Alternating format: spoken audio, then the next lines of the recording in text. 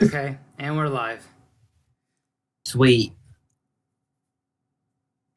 No longer dying. All right, let's go ahead and start things off as usual. Hey, dark Roll of side. Destiny. Woo.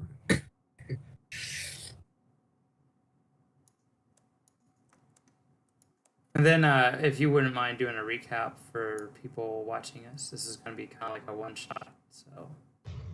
So today's episode is going to be a little one-shot that I'm running called Hostile Takeover. You'll have some familiar faces here in the rest of the group, as these are some alternate characters that we typically are using in our play-by-post game.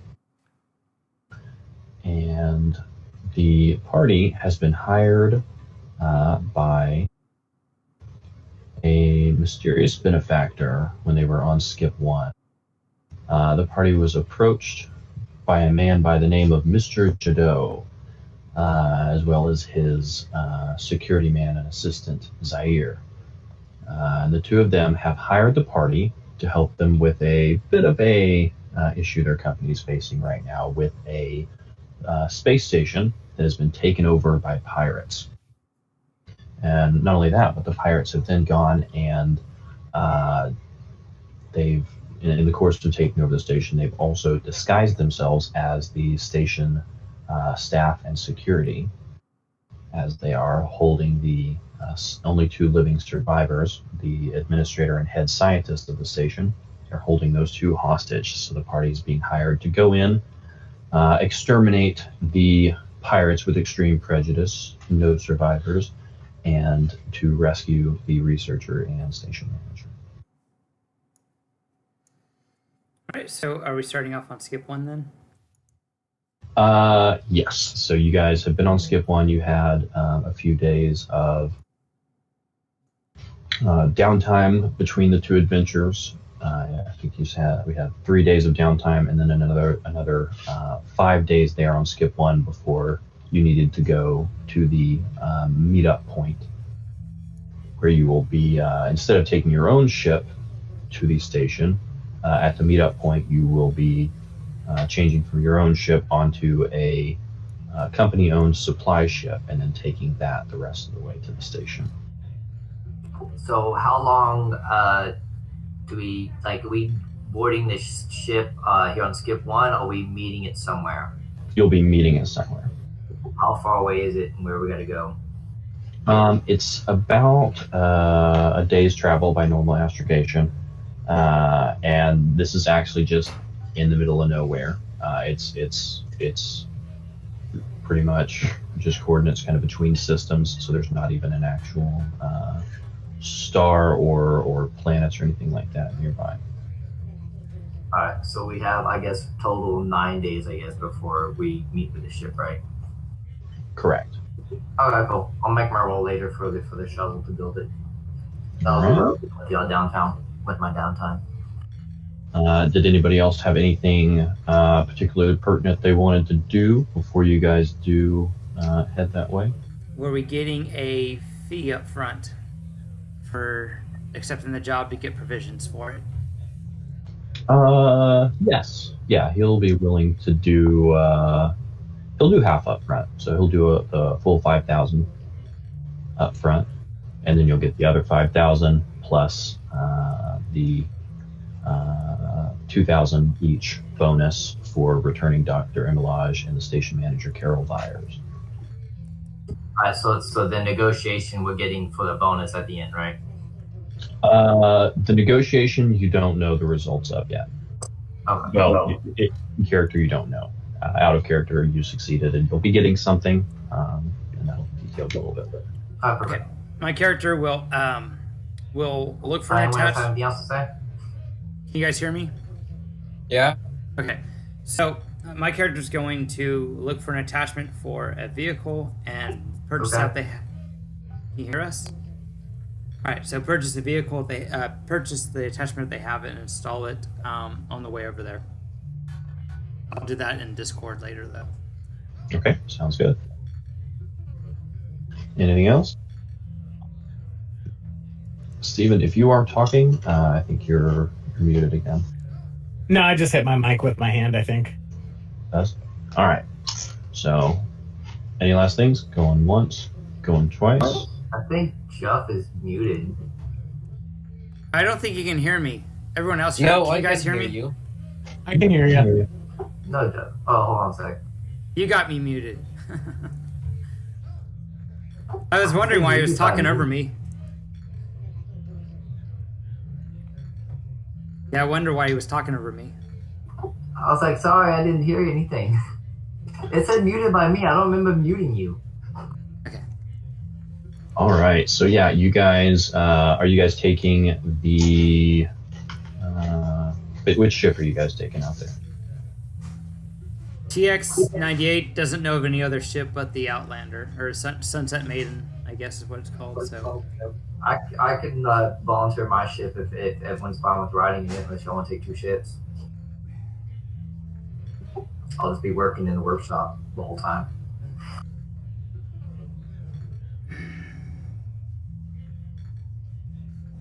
Either or. So whichever ship you do decide to take, or ships, go ahead and give me a. Let's see, what's just a regular investigation check chart? it's usually simple if we're not in a rush. Yeah. So go ahead and give me a simple astrogation check. Go ahead and add. We'll add 2 setback to that though, because this is kind of unusual, going out just into random kind of dark space. All right, I'm assisting one of my droids who gets to remove a setback on astrogation checks and does astrogation checks in half the time. Okay. Same.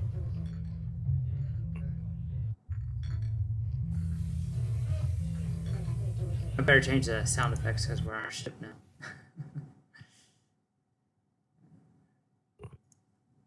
There we go.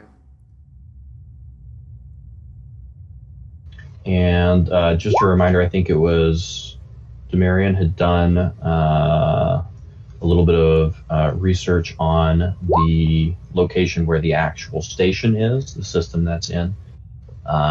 And so is aware that there's going to be some navigational hazards there. So you guys are going to, being a little bit more forewarned, you'll be have a little bit easier time avoiding that.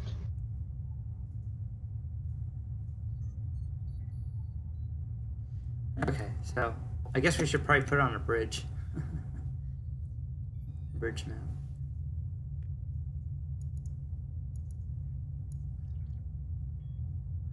All right, and you guys said you're taking the Sunset Maiden? That's the only ship that TX-98 knows of. Yeah, I'm taking my ship. Anyone that wants to ride along. Yeah, I guess I'll go. Because I know Patta already, so if he wants to ride along. And Urdak, I just met with the armor I built him.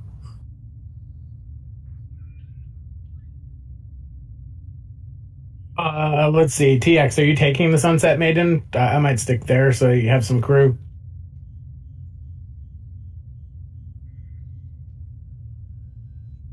Just in case we hit contact. Okay, sorry. Did I miss something? I stepped away real quick. Oh yeah, I was asking if you're taking the Sunset Maiden. TX, since I ran the last game, TX-98 is not aware that we have any other ships. Okay, So, I think Demarian was asking if people wanted to ride on his ship, and if you're going on that ship alone, Patta would probably go with you just so you had crew, like in case you hit contact or whatever. I don't mind riding on his ship. Let's just all go on his ship. That way we're not making it complex. Okay. Yeah, if we're all going on that ship, I'll go on the Demarian ship or Angabber ship. Yeah, I kind of roleplay with Jeff's character anyways a little bit. So I like, hey, you can take a look at some of the droids I built. You know, most of it is probably inspiration from Ojim and all that. Okay, so TX-98 will be bringing the Wasp, and they'll be riding on the Walker they made, or bringing the Walker on board. Very nice. Nice This is an adequate ship you have. Thank you. I kind of found it lying around and fixed it up, and now it's mine. The droids you have created are interesting, I believe is how the organics say it. Yeah, I kind of a lot of them I put together, just some spare parts I found lying around. I try to use as much as possible. Yes, I am very familiar with using what you have available.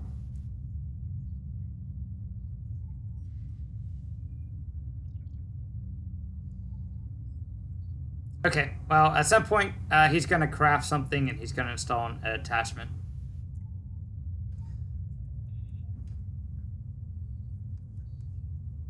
Alright. It won't take very long, though. With my rolls, it's probably about 2 hours. Well, maybe, let's say 4 on the safe side. All right. So with a base travel time of 1 day for that astrogation check, how are you wanting to spend that in advantage? Well, like I said, I guess any useful information about the system, like if we get there ahead of time, you know, like we can scope out the area, or well, actually, we're just going there and it's going to take us somewhere else, right? Right. Yeah, you guys are just doing a little vehicle swap there, basically. I guess we get there faster, if anything. I don't know, and I guess it's that way. If people have mods and stuff they got to do real quick, they got more time to do it. Okay. Yeah, so you guys get there in, 18 hours instead of 24? So yeah, you get there and find yourself in what initially seems like just pretty much empty space. What is the range on your sensors on this one? I think, let me see.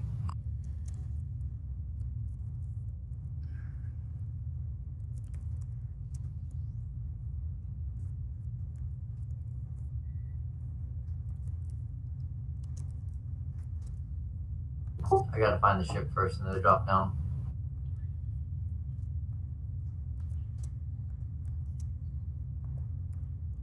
So, what's everyone else doing? We're just on the ship, right? Yep. Pat is probably working on a droid. Just trying to get It's no sensor range. get his helper perfected.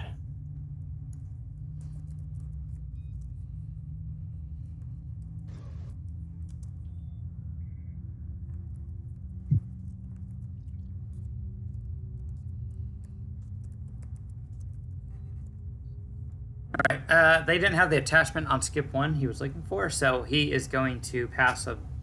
he's going to go ahead and get some... not specialist tool, precision tool, my bad. Precision tool parts, since those are 3, 4, and they don't require a roll. Very nice.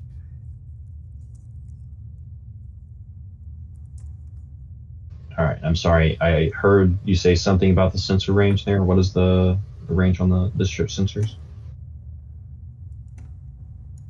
It shows none for sensor range, so I guess that's what it is. But that's Okay, so you have no sensors. Okay. Yeah, I guess that's from your game, whatever that is. I say go ahead and use the stats that were on Ogdude. Just because it'd make it easier for you Let to me get look. mods. 1 sec. And then for space stuff, I think it's still just even with vehicles, it's still a 50% stealth check. It's a short range. Okay. In that case, moot point. But yeah, you guys are just kind of sitting there floating in space at the rendezvous point for a few hours. And then right about an hour before the planned meetup point, you guys see several ships, small starfighters coming out of hyperspace. Do we have a TX says, do we have any small fighters to engage? Or do you have gunnery stations you want some of us to occupy? I do have two gunnery stations.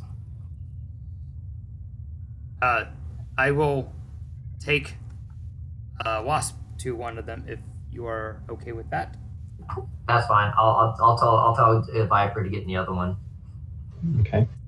You guys. So as you guys start to do that, you would also probably notice the ships, the starfighters, do a little bit of a pass kind of close to you, but they don't seem to actually be behaving in a aggressive manner. And one of them actually hails you. So, you guys are punctual. How so? Well, you're here. We thought we were good. I was telling them we didn't need to get here as early. Figured pirates like you guys would probably be showing up a little bit fashionably late, but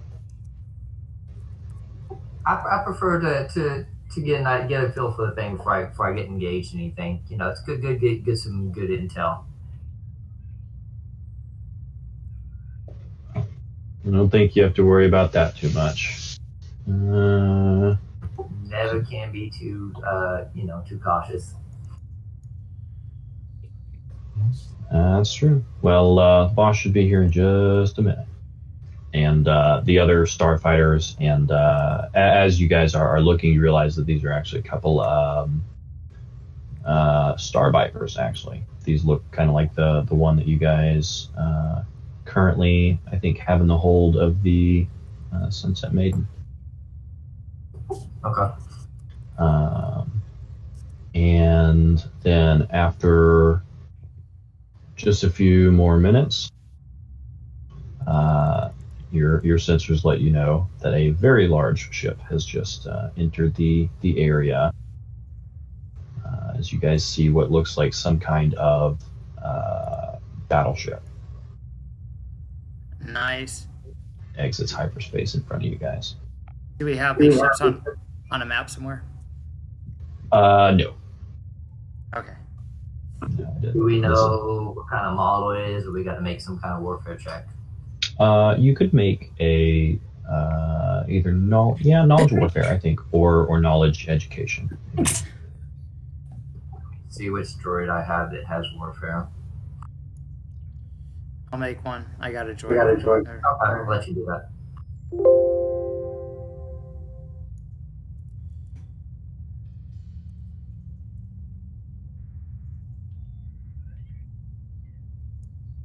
And double check. What's the difficulty? And Yeah, he does. He has warfare.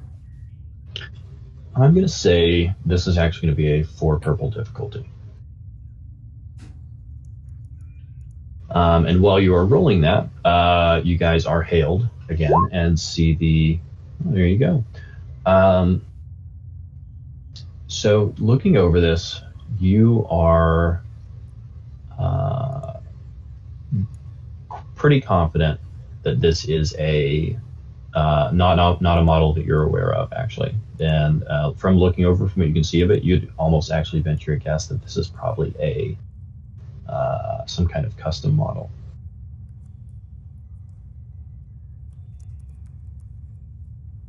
Some kind of a one-of-a-kind, with your familiarity with building ships and stuff like that, this is one of those kind of, has a little bit of an artist's touch to it. But yeah, as you guys are floating there, you guys are quickly hailed by the familiar voice of Mr. Jodau. And he lets you know that you've been cleared to dock in one of the hangar bays on the side of the ship.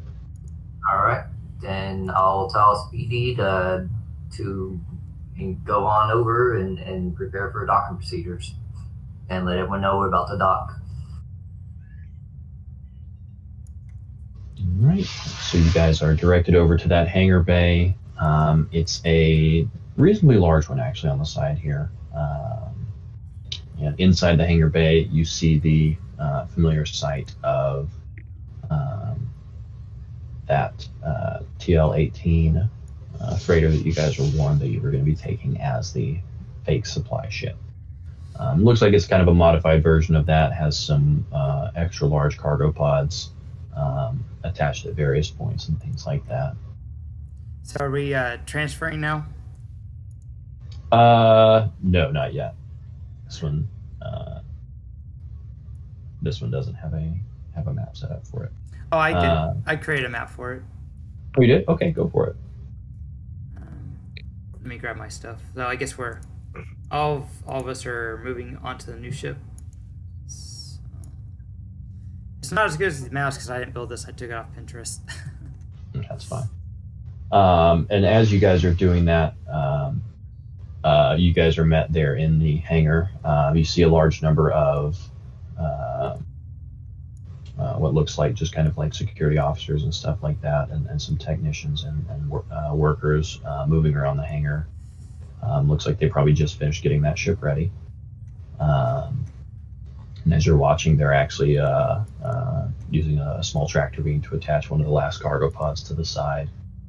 And Mr. Zair is sitting there outside, kind of yelling at them to hurry up and get everything ready. But Mr. Jodau himself leads you on inside.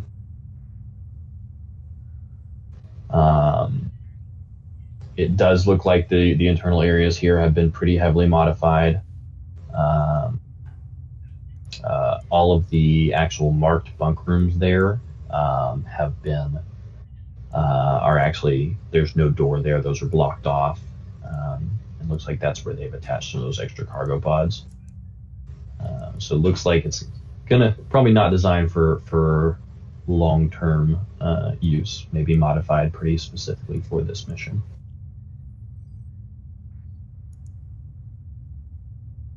Okay. And after a few minutes, Mr. Jodau and Zair join you in there. All right. So, do you have any further questions before we let you get on your way? So just by looking at how many can this thing hold, like how many people and all that? With you guys in there, it seems pretty much just enough room for you guys to fit in there. Even then, honestly, not particularly comfortably. It's cramped even with you guys in there, living space wise. Okay, I mean like droids and anything extra like cargo stuff we need to bring along.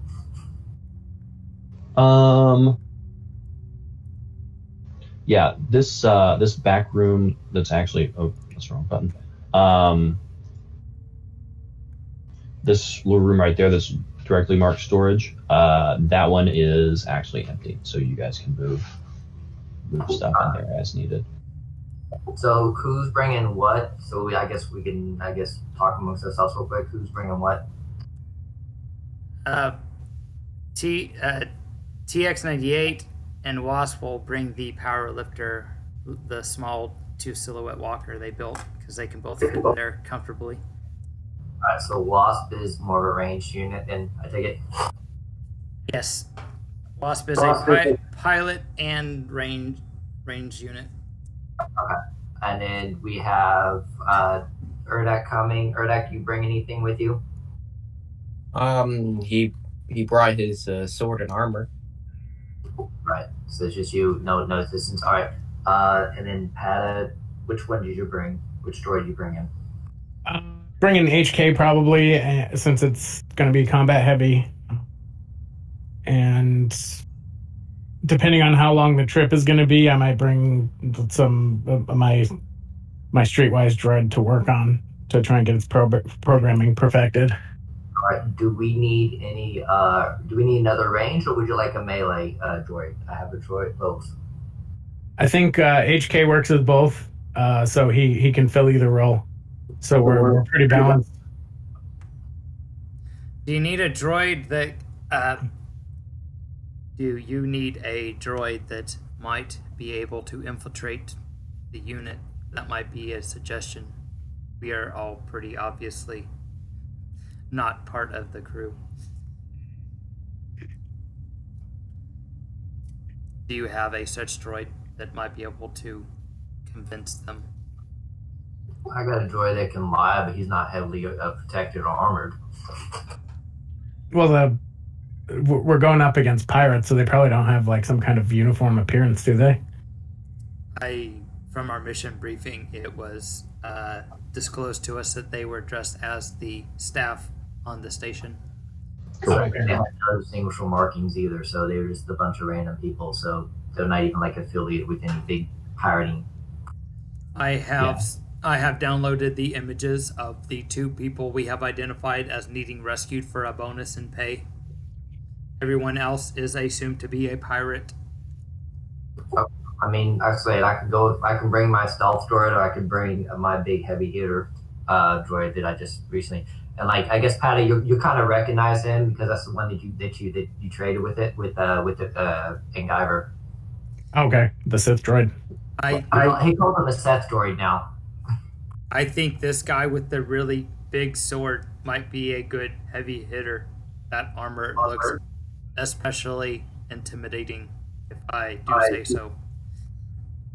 Yeah, I think I did a pretty good job with that armor. I was talking about our reptilian friend.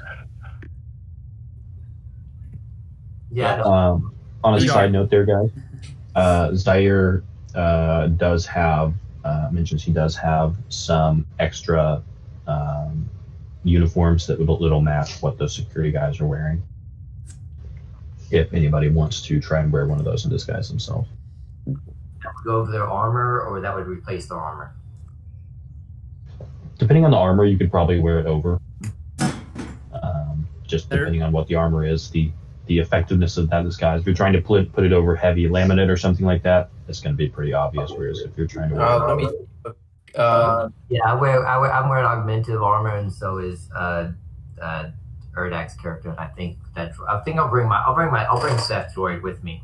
Yeah, they're both pretty heavy, full body and stuff. right. I am a TX tactical series droid from the Clone Wars. I think I would stand out.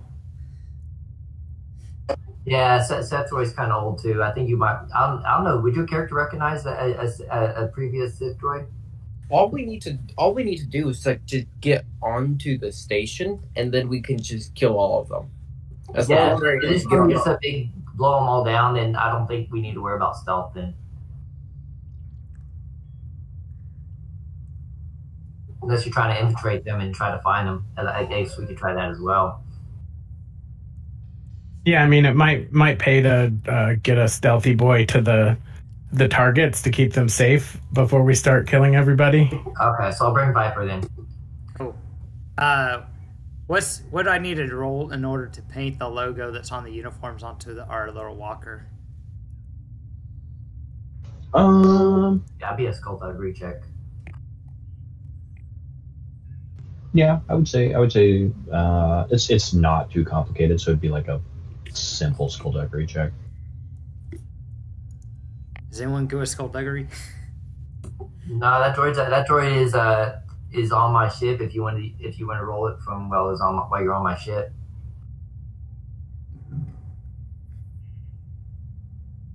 I am not good at it. It has a 6 on cunning. So I got a 2 green or a 1 green. Oh wait, we need to roll obligation. Yeah, we did roll obligation. Oh, yeah. Jeeps. It's just that on the dice on the tool panel on the left, you can roll over it till you see the D100. Just click that and I'll roll a 100 side dice. Alright, 77. I don't think that lands on any of us. I do not have the chart. Or I don't know where it is if I do have it. So there's 4 of us, and we all probably have at least 15. Yeah, I think Maybe not. Yeah, I don't think that lands on anyone. Cool. All right, you guys are feeling fresh. My spy bot could assist you with that. You could have done that. I guess I don't know if you can do that real quick before we leave or not. Yeah, you guys have time to run back over there and do that real quick. Okay. Yeah, he's got a cunning of 6. There you go. We'll paint the droid to look like the droid belongs there. I mean, not the the heavy bulk loader, the powerlifting droid. Sorry, it's not a droid, it's a walker. But yeah. If you can argue that some kind of a deceptive move, then you could roll with his deception. But otherwise, yeah, it's just. Well, it is 100% for deception. It's supposed to look like it's a company power walker, maybe for lifting crates. That's a DM call, but like I said, if it's deception, he gets 5 yellows and 1 green. Yeah. I would say this one would, I think, in my opinion, falls more under skullduggery. Yeah. Deception's more for verbal or action. Okay. Deception. Cool. 6 green. If you have any crates that you need to move that might have explosives in them, we can use this to move them off the ship to look like everything is as usual. No need to pay attention to what we do here. No, I was probably my token on the map.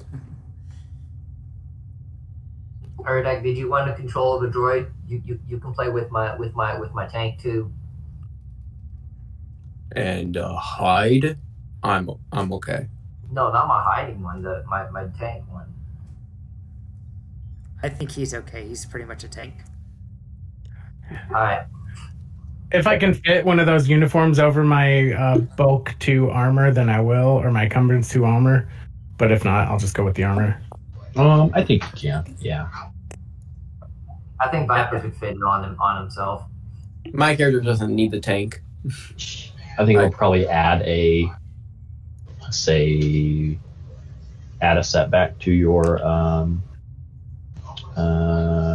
deception checks if you're wearing armor under it, but shouldn't be too big a deal. Okay. All right. Do you guys have anything else you wanted to do? I have completed everything I need. I think that's good then. Who's piloting? Do we have a pilot? Or is it automatically piloted? How's it fly? You guys do not have an automatic pilot. No. Wasp can fly it if you need it. I am proficient at flying space and land vehicles. That's fine. I have assumed the controls. Sounds good. Viper can assist if need be. All right. Anything else before you guys head that way?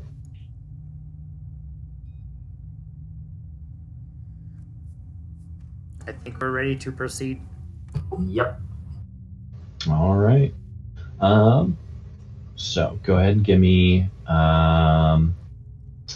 This one is actually going to be a 2 purple astrogation check. That's really doable.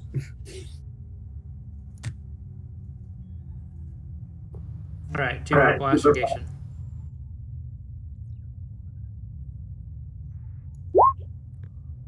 Here you go. Actually, I had one too many green dice. Yeah, you do. All right, we'll just cut that last. You still pass. There you go. Anyway, so I rolled matter. it. We can get there 25% faster if you guys want. By using those 3 advantages. Works. So you guys would know that if you do leave now, getting there at the just the normal pace without getting there early, you'll be on schedule, as it were, for your delivery. And you also do know that the area you're going into is kind of full of navigation hazards. It is a pretty dense. Almost the entire system is full of a large asteroid field. Sounds like a challenge. I like challenges. All right. So you want to get there early? What do you think? I mean, if we get there early and then we get hampered by a hazard, it won't make us late. Because so we can always get there early to scope out the place, I'm thinking, and then if everything looks good, then we'll just arrive on time. But, we don't have to actually dock early. We can at least get in the system early to kind of get a lay of the area. Yep. Yeah, and it gives us the opportunity to kind of, in case we do come across any kind of inconveniences, we'll have time to deal with them.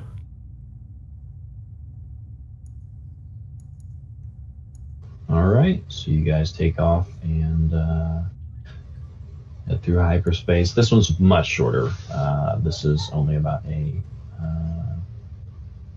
say it's a 8-hour hyperspace flight. So you guys get there in 6, and pretty much as soon as you come out of hyperspace, various alarms on the ship are going to start going off as collision warnings and such. As expected, you guys come out pretty much in the middle of an asteroid field. All right. I hope we have someone on gunner positions. Do we? We need a gunner, or we need someone to assist with the flying. I think we need. HK can gun. Okay. My character is pretty good at flying. Yeah. Well, he can assist because he's got like 5 in agility. He has 7, so he's better. And then I guess that's binary. I don't need my help, then that's fine. Then then if we have, how many guns do we have? 2. So you guys could probably give me boost by shooting asteroids. I'll have Viper on the second gun.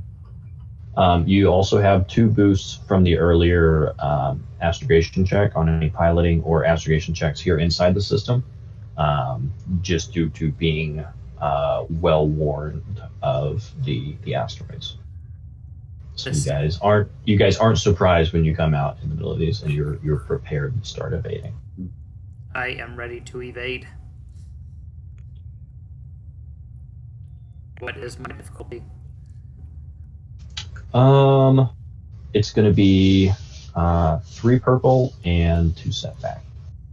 How are we doing on light side, dark side points? 3 and 2, right? Do you want to upgrade that? Not here, no. Okay, so 2 setback and 3 difficulty. Correct.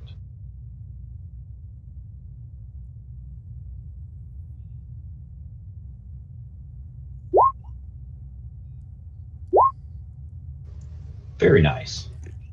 That'll barely make it. Yep. So maybe we can boost if we need another roll. Boost 1, 2, 3, 4 to a specific person. A boost. How about we get useful information for one of those advantages?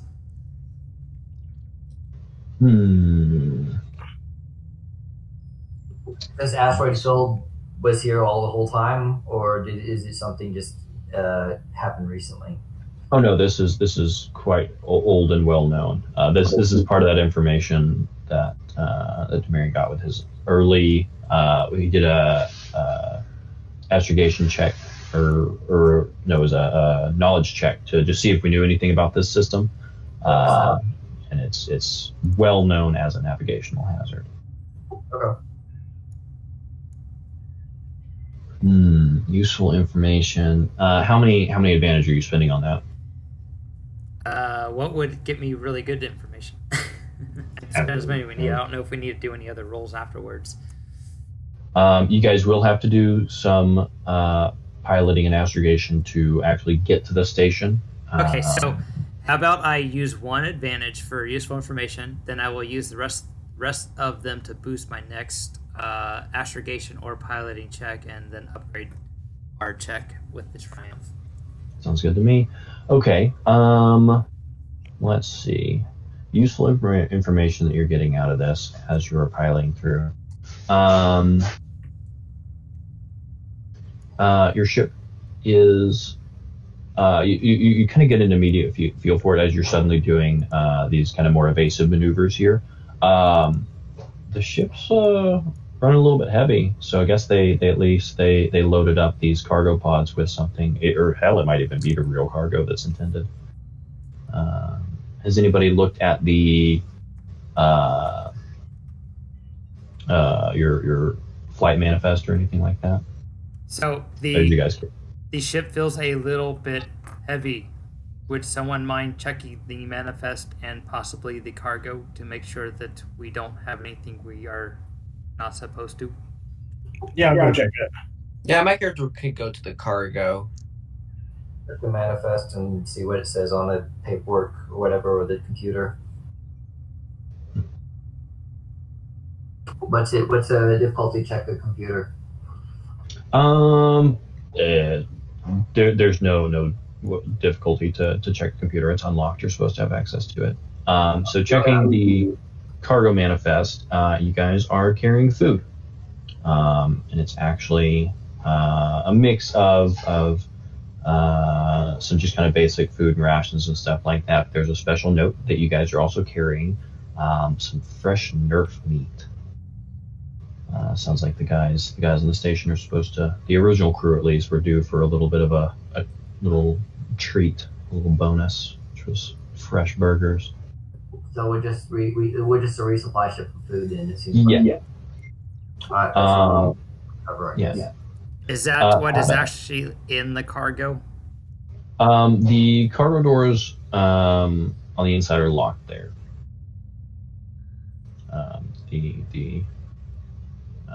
There's a pressure warning. So it seems like maybe those holds are currently depressurized. So maybe a droid should go check on it. All right. While that's happening, are you guys starting the approach to the station? If it's time, we will approach the station when it's close to the time for us to be there. If we are early, though, I think it would be a good idea to verify that what is on our cargo manifest is what is actually in the cargo. I can send the bare bones streetwise droid that I'm working on back there to check it out. If we can pause for a moment in flying, I could send Wasp back there to check too. He's actually got some perception. Oh yeah, that might be better. What is your plan for getting access to that without depressurizing the rest of the ship? All right, so if we are able to pause the ship to where it doesn't have to fly anywhere, and we can leave the cockpit area, CDE TX-98 with WA5P will go to that area, do a mechanics check to a mechanic check to assess the situation and figure out some way to mechanically make it so that we don't decompressurize everything to get him in. So whether that means making a contraption or if that means opening the door quickly and having Wasp do some type of athletics check or a something else, I don't know, it's up to you. But whatever, do something so that he can. I'm just throwing out some suggestions. So he could either MacGyver something or adjust it so that the droid can get in there quickly. Okay, I think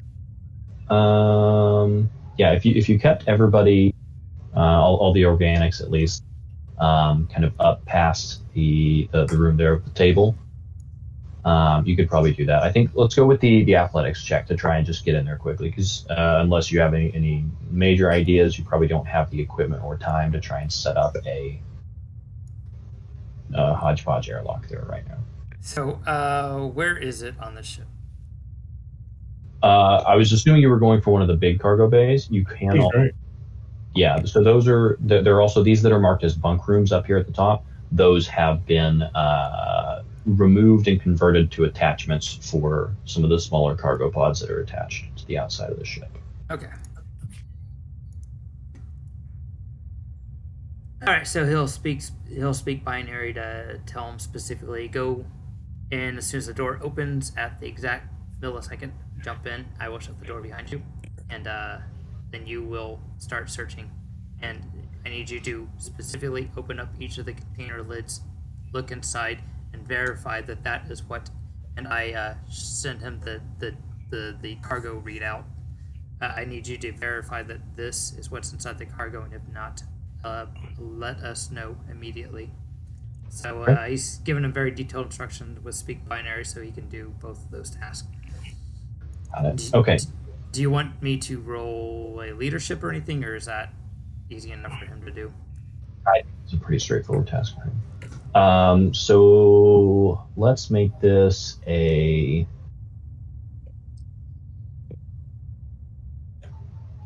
Well, first you're going to have to actually unlock that door. Okay. So computerized lock, I can do a computer check with. We'll call that a 2 red, 1 purple, actually. Okay. 2 red, 1 purple. Then he will use his cyberjack and his master slicer to reduce the difficulty by 2, so it'll be 1 red.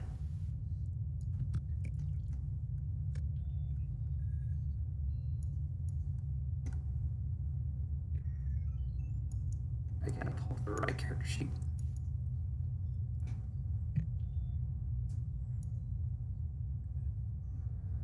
Okay. All right. Okay, so he's using his ARCI goggles, and he will go ahead and use his mini computer and his cyberjack. One minor, as you're doing that, one minor note. Was I clear? Did I mention that Zair is on the ship with you guys? No, I failed to mention that. Okay, I What apologize. is Zair doing, and where is he? He's mostly just kind of been sitting around waiting, kind of peeking in the cockpit every now and then. Now that you guys are actually in the system, he'll probably be kind of taking one of the seats in the cockpit, mostly trying to stay out of you guys' way. So on the comms, on our specific group comm frequency, is there anyone that can keep Zair busy while we double check that what is supposed to be on the ship is actually on the ship?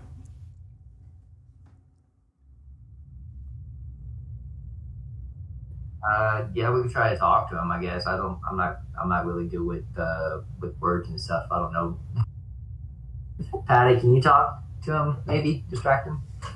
Why don't we just ask him? I mean, that might be the first step. Asking him if it seems a little strange that there's kind of a discrepancy between the weight of the cargo and its description or something. The most straightforward approach might work. Okay, hopefully someone's good at determining if someone is lying. What do you use for that? Let me see what I got. Willpower. Discipline, yeah. Let's see, skills. So I've got some charm. I've got 1 dot in discipline. I can be in the room when someone very- asks to do a I skill don't have a assist. ton of discipline. I have Yeah, one. so I I'm have 1 rank. 2. I have no ranks in discipline, but I have 2 willpower. Okay, so we will all be in the room and do a group one that he has to roll against if he's lying. It'd be a red and a purple if he's lying to us.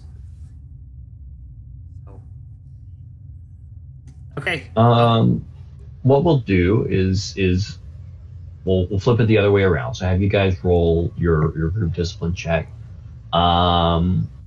We will roll it again. Let me double check his stats here.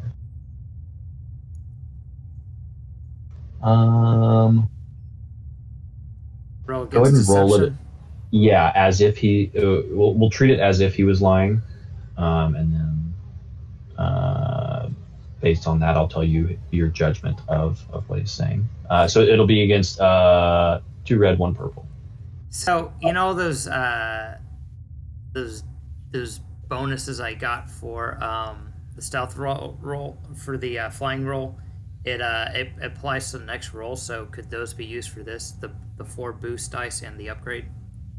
Yeah. So we'll say he's kind of a little bit distracted, maybe a little bit impressed as he's kind of watching out the windows as you guys are doing some pretty impressive piloting through here and avoiding these.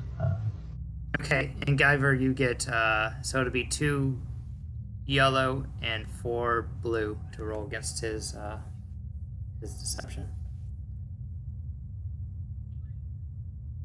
Actually, no, it's 2 yellow, 1 green because I already have a rank. So 2 yellow, 1 green, 4 blue versus his deception. 2 yellow, 4, okay. And for 2 yellow, 1 green, and 4 blue. 4 blue, yeah. I don't know what the check is though. It's going to be against 2 red, 1 purple.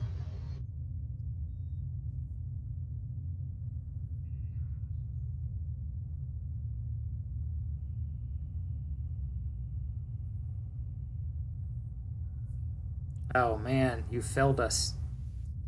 All right.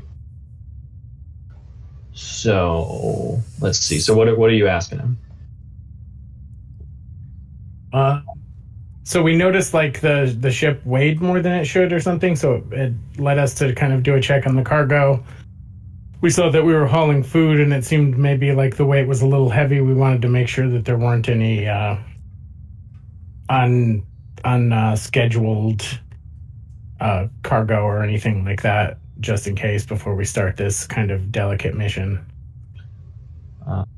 Says, no, it's not actually food, because this is we're not doing an actual supply delivery, so we're not going to be dropping off actual food. But we did want to try and make sure that if they scan us or something like that they can see that we have full cargo. So it may not, match up exactly. Should we be unloading the cargo to make it look as if nothing that we are doing what we are supposed to do? Yeah, once we get there, we'll definitely want to, drop off these cargo pods and then go ahead and open it up. Does the cargo have to be handled with extra care? Emphasis on extra care. Yeah, you probably don't want to drop any of these. I am assuming that these are the kaboom type of freight. Some of them, yes. Duly noted. Should we put it towards the station's support beams when loading it onto the station? And he kind of points at his, reaches to his belt pouch and opens one of the little pouches, and he pulls out what somebody would recognize as a pretty obviously an explosive charge. It says, I can point you guys towards some of the crucial things that we'll want to. This is just in case we have to open any doors, or if we have to make sure that the pirates aren't getting their hands on anything they're not supposed to. Do we have any schematics of the building that the ship we're going to, or no? No schematics, although I am familiar with the station. Okay. When I get there, I want to make a hard knowledge check to see if I can, by looking at it, use one of my talents to identify it. Okay. Your answers are sufficient to me. Could I use some of those advantages and the upgrade for our next piloting check, since TX-98 is now at ease with those answers, and those make logical sense why the ship weighs more? Yeah. So, you guys now have a piloting and astrogation check to actually make your way to the in-system coordinates of the station. Are we using hyperspace again? No. That's usually what the astrogation's for, is for avoiding stars when going into hyperspace. Right. It's also used for, if you have the ability and the time to do it, to navigate around just regular subspace navigational hazards. Okay, so should we do the astrogation first then? Yeah, I think I would, because that'll give you maybe some boosts, and it'll maybe affect the difficulty of the actual piloting check. Okay, so are we okay with me using the advantages and upgrades to help with this check? Yeah. Okay, what's the difficulty? This one is going to be 1 red, 2 purple. Sorry, make that just 3 purple, because the actual astrogation check isn't that bad. And you guys do have still the ongoing 2 boost from just kind of being a little bit prepared for this. I also have a truck for advantage. Is that being spent for this, or? That's what I was asking. Can I use those 4 advantages to give my character 2 boosts plus an upgrade? So if that's yes, then that should be 6 boosts total. Are you talking to your droid to do this, or are you doing this your character? I'm doing this through my droid who can fly. And he's an NPC, so he speaks binary. Well, I got astrogation as well. That's what I'm saying. Do you have astrogation with your character or no? Yeah, I have 1 rank. Uh-huh. You have more? You can make I it have 1 1 rank as well with astrogation. Okay.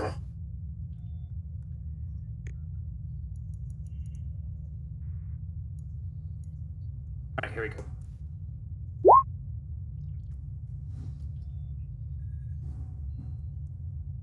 Astrogation check. All right, that's good. So yeah, you can spin those advantages as you like to improve your piloting check. So pass 3 boosts specifically for the next check. All right. With all those successes, we'll say you find a little bit of a safer path. So we'll make this one we'll downgrade this and make it just a 3 purple piloting check. 3 purple? Okay.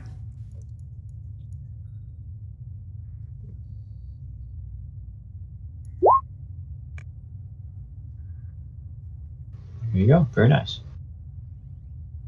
All right. Yeah. So you are you start making your way through the asteroid field. You guys are able to do a quick little scan and get a idea of how a lot of these asteroids are moving and stuff like that. Not to mention this ship is This ship isn't really capable of moving super fast. Sorry. Speaking of which, because this is a handling -2. Unless you've got anything that would modify that, you also have 2 black dice on the piloting check. Okay, I didn't realize that. I will add 2 black then.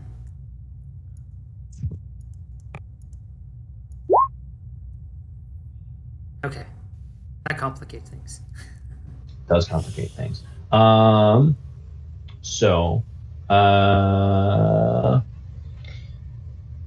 see. In that case, as you guys are flying through, you are, even though you find a pretty good, relatively straightforward path to the coordinates of the station, you aren't able to avoid all of the asteroids. You avoid the big ones, but a couple of the smaller ones do manage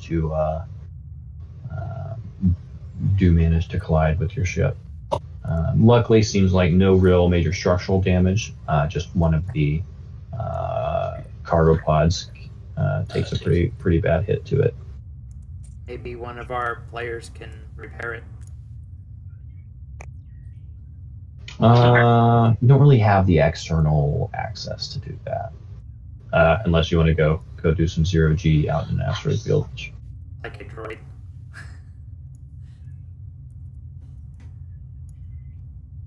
Okay. I guess we'll go with that. We'll just wait till we land then. Yeah. But you guys are able to make it to the coordinates of the station, where there looks like a small group of larger asteroids. And you don't see a space station. Sir, we do not appear to see a space station. It's probably cloaked. It's not cloaked. It should be that right there. If anybody wants to do a perception check to visually see it, or you can also try and check with the sensors. Whoever's up in the cockpit, you guys do notice you guys are getting some pretty strong interference on the sensors, though. Can a computer's check cut through it? You can try. All right. TX-98 would like to try to cut through the interference with computers.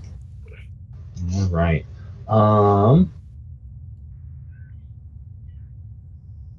let's see. Just trying to get through that is going to be. That's going to be 3 red, actually. 3 red and 2 black. Right. He will take 4 setback to do his cyberjack implant and master slicer to reduce difficulty by 2.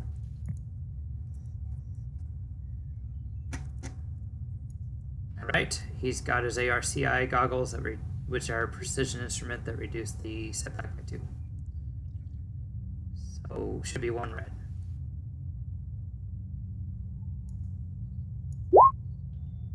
Very nice. Okay.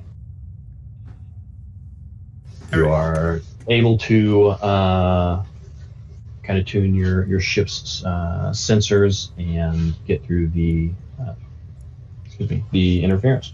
So will that make the perception or using the system scanners to find it a little easier check or something? Yes. And you could also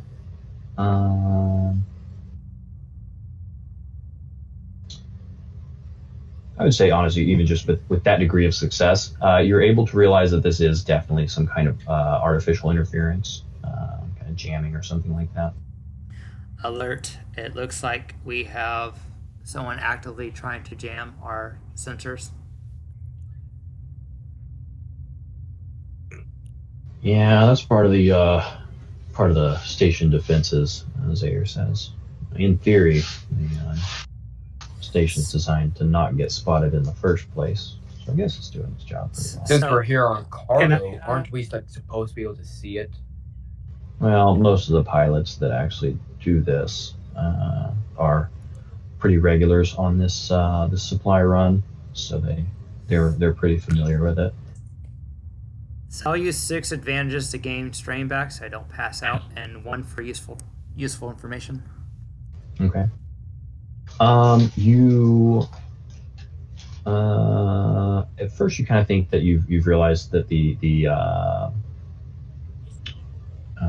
well, no, you realize the interference is coming from one of the 3 asteroids, so you're able to probably narrow down at least where the station is to that asteroid. Okay, so what kind of check would I need to do to get there? Let's see. At this point, because you managed to cut through most of that interference, I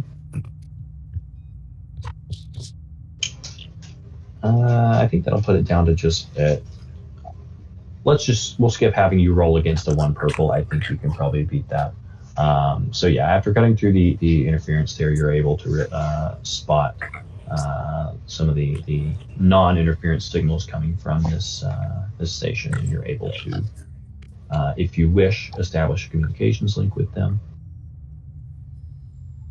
or otherwise you can start just looking for a hangar. Are we on time? You're fashionably early. Is that within the acceptable time frame parameters? Yeah. What is our ship's identifier? This ship is going to be. This is Night Song 4. All right. Just the broadcast. This is Night Song 4 approaching for our scheduled delivery. After a moment, you're contacted back. Says, "Oh, hey, you guys are a tiny bit early. Good to see you guys. You're an unfamiliar voice, but always good to meet new ones. Go ahead and proceed to the main docking bay. Actually, the auxiliary is a little full right now." Affirmative. Proceeding. Stand by. So you guys are able to, with that, they signal you, and you're able to spot the the pretty well concealed hangar bay entrance there. And as you approach, just as you're about to fly through the actual hangar bay, you notice the surface of the asteroid as you're flying past. If you're looking out the windows, it flickers a little bit. But you're able to enter the hangar bay. You see there's what looks like some members of a security team there, kind of waiting a short distance away. And we'll move on over to that map. Yes.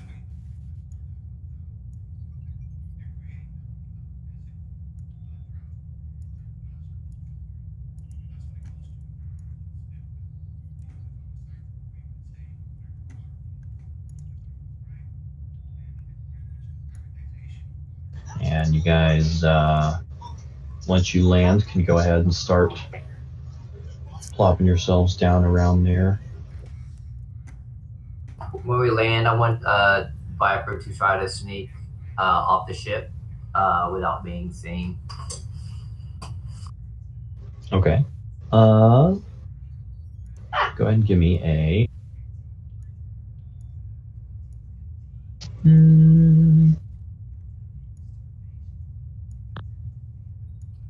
So my character's inside the power lifter. That's why I put the ninja symbol on their tokens. Got it. Go ahead and roll me a roll against a 3 purple perception for your stealth check.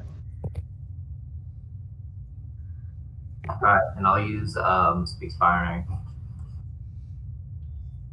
The power lifter will start grabbing cargo. I'm sorry, guys. Give me one moment. I have to step away. No problem. This map looks familiar.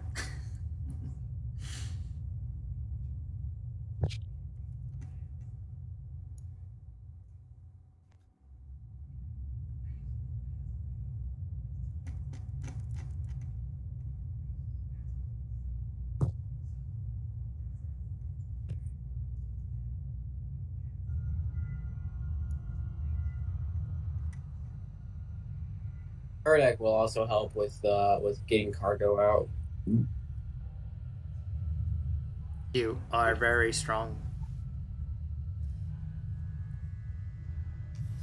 Thank you.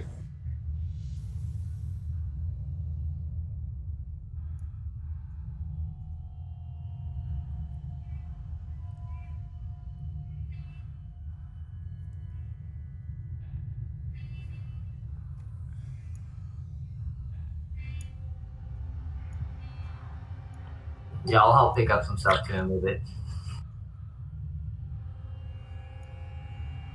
And Gabby can carry a load. Be careful, we do not want to drop any of their food and damage it. Oh, yes, definitely. Gotta be careful with this food.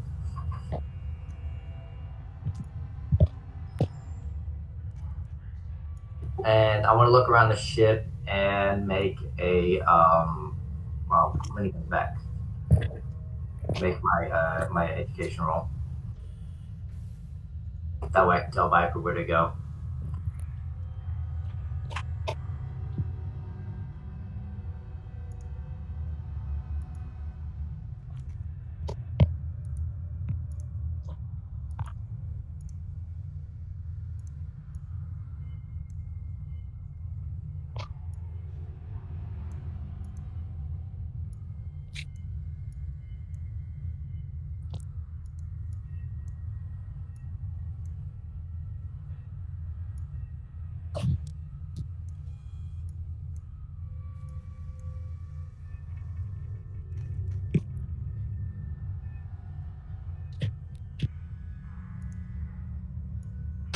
All right, really sorry about that.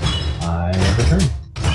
No problem. So now that Mangaira's on the ship, he wants to make a known schematic roll, which is a hard education roll. Where does this crate go? Let's see. You know what? Check the markings on that one. Oh, that's those extra parts they needed over in the aux. All right, you see that door over there? That'll take you over. You'll walk straight through the cargo bay there and take it over to the auxiliary bay there. Ask the head tech. Can you hold the shift button down and hold on the map, and it will move our map to where you're pointing. Thank you. Get through that door, just straight on through, and then the auxiliary hangar bay's on the other side. And they'll tell you where to put those.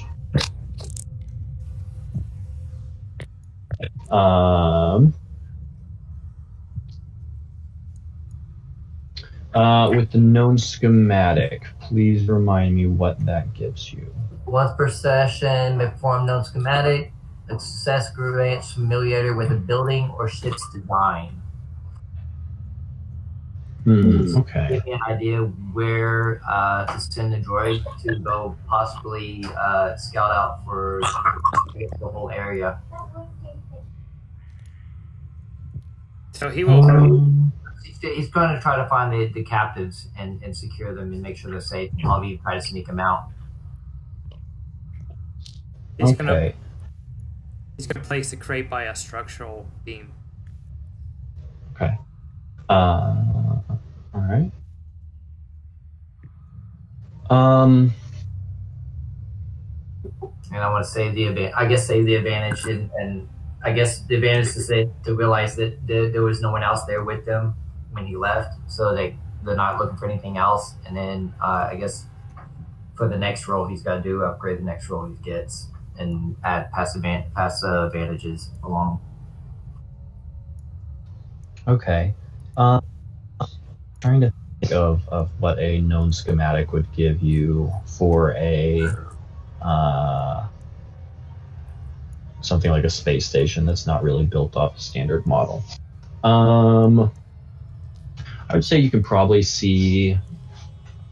Tell you what, he spots a small air vent that is probably just about big enough for him, and he can.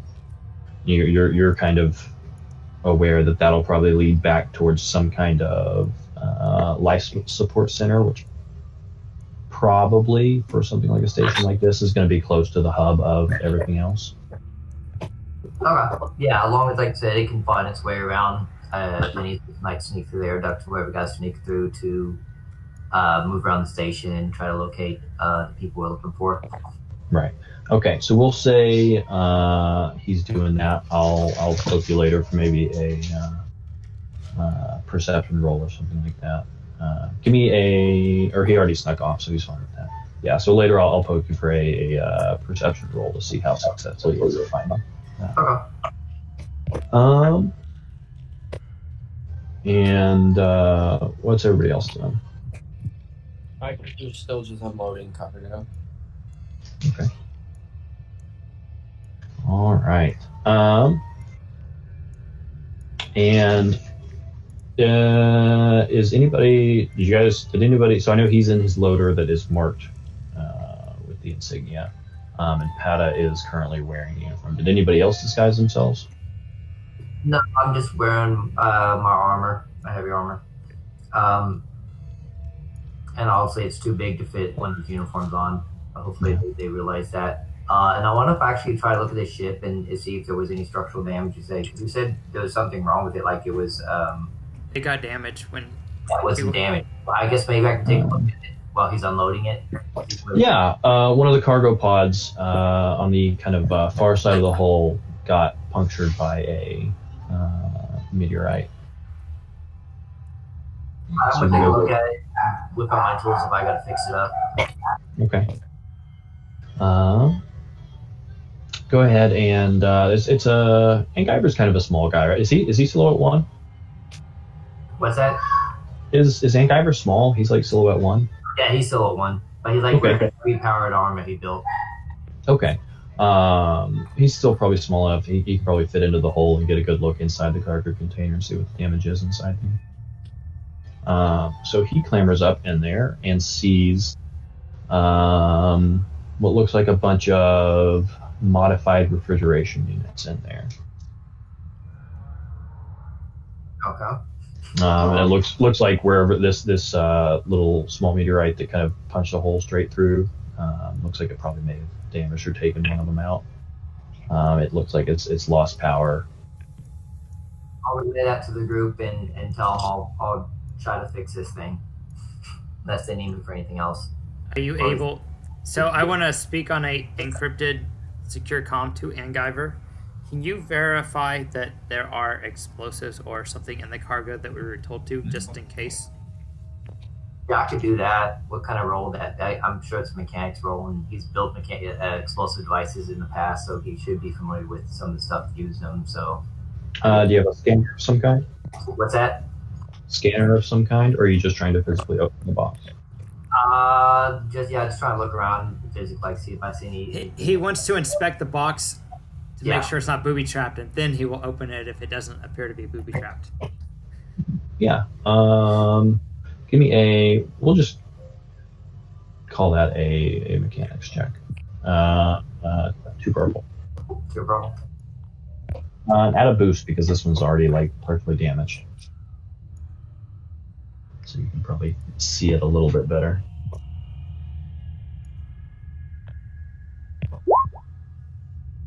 All right, yeah. You realize that it's actually a tiny bit jar already anyways. So if it was booby trapped, it probably would have gone off already. So you feel safe opening it. So I'm gonna open up and look. All right. Inside this refrigeration unit are 3 dead bodies. Oh wow. I guess we didn't have any manifest for dead bodies, did we? Nope. This, if you looked at the container, this one was supposed to be containing refrigerated Nerf meat. I'm going to whistle in binary to TX that over the encrypted comm. I have the 3-mile comm. You can text it too if you want. Well, yeah, I'll whistle it to you since you were asking about it, and then we can text it to the rest of the group. Let them know. Like I'll just go, hey, Patta, come back here and help me with this real quick, please. Who all has encrypted 3-mile comms?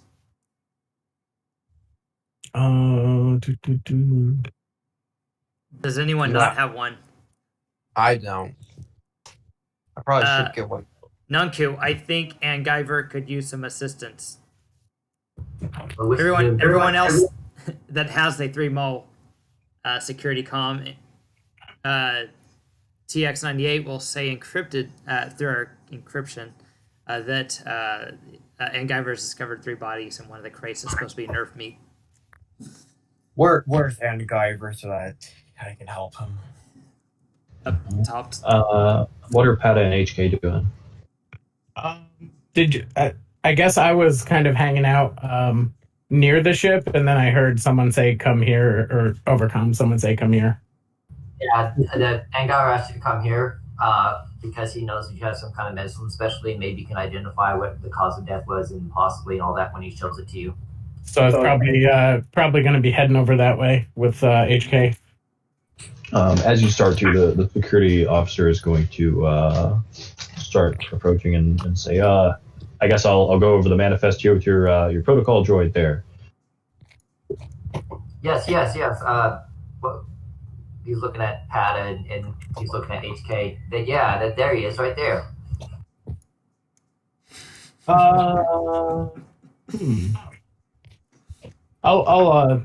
I can review the manifest. He's a little bit. He's still learning. I'll supervise. Yes, go over the manifest with him, HK. Objection. This is less than ideal, Master. I gather unwanted attention while here, and my primary functions go unused. But I shall wait as you command. Do not blame me if the Athorian absconds with all my most valuable components while you are away, however. Still working out the kinks, of course. See. But what did you need me to go over here? Oh, here, come take a look at this. I think it got damaged by the asteroid. I wanted to make sure it's all in working condition with me. I just need a second pair of eyes. Oh no, I was talking to the security officer. Okay. Oh, just wanted to make sure everything's here. The boys are pretty excited when we heard about that burger meat coming through. You know how rations get on a space station like this. Oh yes, we have the standard rations package, I believe, and some Nerf meat for the crew here. And I guess I grab a data pad or something if there's one by the cargo with the manifest on it. Go ahead and give me a deception check there. Oh yeah, I do know it's explosives. Oh, where's the guy at that accompanied us, that hired us on this? Is he still on the ship? Vair's still on the ship, yeah. Difficulty of that deception check is going to be 2 red. Oh god, I am gonna fail this. I have 2 green to throw in there. Let's see. I guess probably gonna spend a light side. Go for it. And upgrade that once.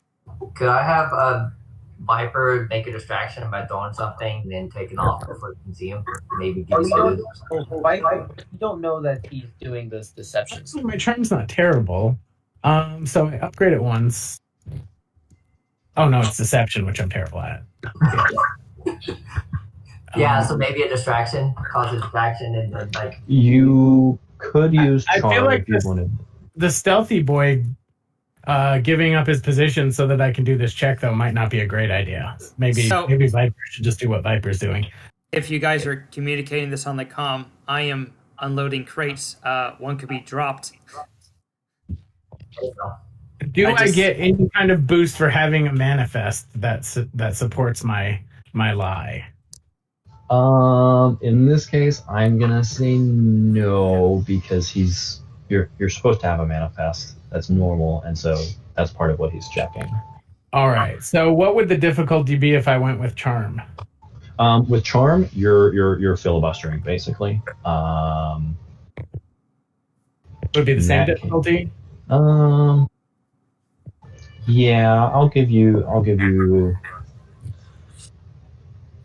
Yeah, it'll still be the same difficulty. But was that 2 red, 1 purple? Just 2 red. 2 red. All right, Yeah. so 2 red. And one black. Yeah, because you're in a slightly flawed disguise. And HK is helping me with his gibberish that has nothing to do with what we're talking about, but might set the guy off balance a little. All right, so that's that.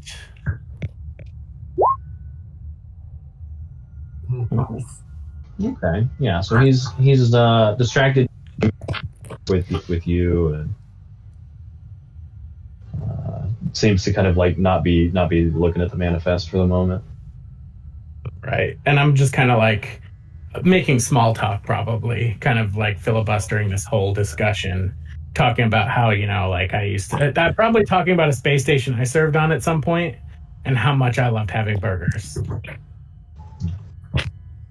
Instead of actually saying anything of substance. Yeah. While that's going on, this guy over down here by the door, he's going to it's a group of them, but one of the guys there is kind of peeks in here and he's like, what are you doing? Those are supposed to go over the auxiliary hangar through the other door, not in the middle of the walkway there.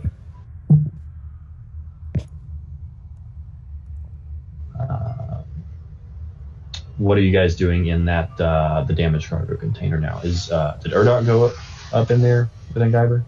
Yeah. Yeah, but I needed Patta because I wanted Patta to make a medicine check, but I can do it if I need to see between these guys. I'm probably like texting you that I'll make my way over there. I'm just dealing with security at this point. Okay.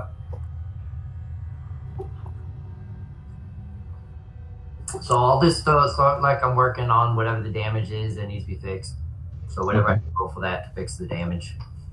Okay. Honestly, looking at what's damaged in here, looks like you could probably just patch the hull. These cargo pods weren't pressurized, and whatever damage was done to this specific little refrigeration unit seems. You can go ahead and give me a call it a 2 purple medicine check as you're checking over those guys. On the comms, TX-98 will ask over the encrypted comm to Engiver if I were to hide a bunch of staff bodies, where would I put them on this base? Probably in these coolers. No, if I wanted to hide them whenever a shipment is scheduled to come, where would be the best place on this base to hide bodies? Alright, That you were doing I did structure one, so that's what I was saying. When did I find out? Where did I find out about that? Is there a compost room or something like that, or maybe like where they burn trash before they shoot it out the port out in space? Simply spacing it would probably be a common solution. They did mention that auxiliary hangar bay was full, they said. Okay, I will make my way there with this current shipment. Okay. Yeah, and one of the guys from that group right there, he's actually gonna like walk you through there and be like, you're gonna have okay, come on, man, you're gonna have to move all these other crates in there too. They just can't stay there. Like, we use that walkway. Okay, affirmative. So he's guiding you in there towards the other hangar bay. And Guyver, for your medicine check there, the bodies inside that cooler are very recently dead. Like, they're still bleeding. What caused death? Was it a blaster fire or something? I'd probably have to have someone else thoroughly check more. You'd probably recognize with that roll. It's not too difficult to tell. Looks like one of them looks like blunt force trauma. The other one looks like rapid depressurization. Do they have any identifying things on them, like marks or maybe even tags of some sort? Not really. These guys look kind of like your generic hired guns. I've made it to the auxiliary hangar bay. What do I see? Inside the auxiliary hangar bay, you see, instead of the uglies that are currently on the map there,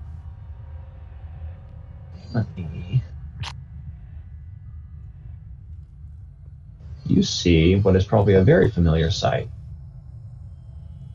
As standing there, looks like in a shutdown state, plugged into what looks like maybe a generator, is a Vulture droid starfighter and a group of technicians.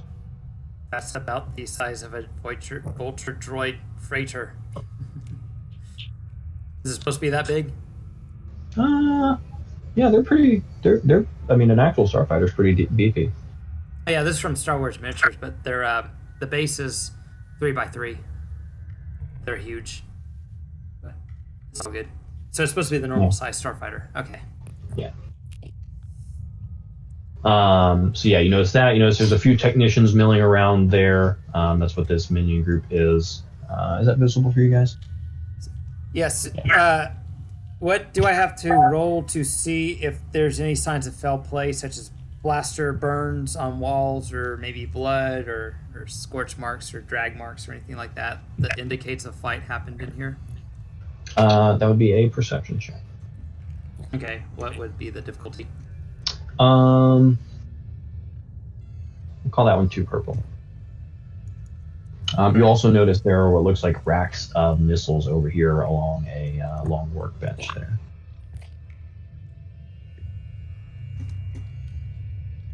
Okay. He's going to have Wasp look for him. He's going to instruct him what he's looking for, speaking binary.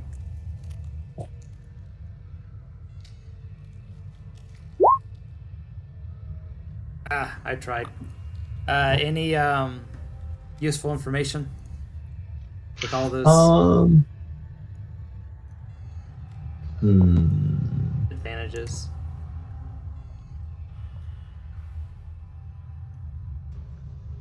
Let's see. Seems like these guys are doing a. You do notice that these guys that are dressed up as the technicians are kind of milling about. They all seem to be watching you curiously, and talking a little bit between themselves quietly. Nobody looks like they're very visibly working, though. So they might not be technicians, is what you're saying.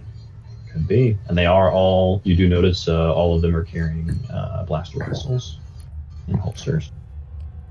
I think I may have found the pirates. I thought they were all pirates.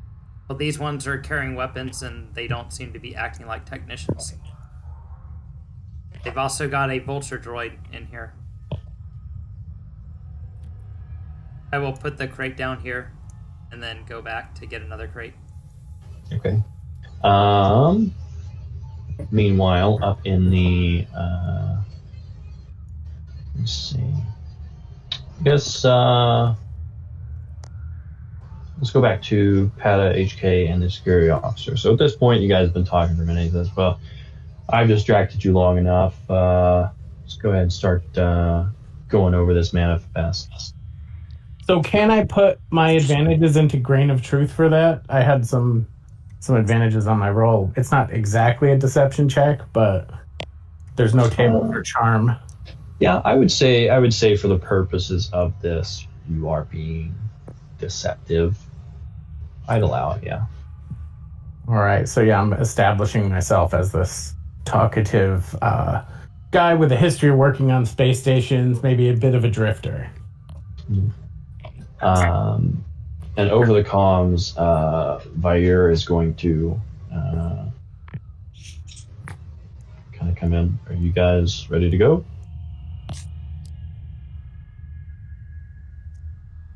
Yeah, so are we doing anything, like, as far as our stated purpose, like our cover, are we supposed to be doing anything other than downloading gear here and then leaving?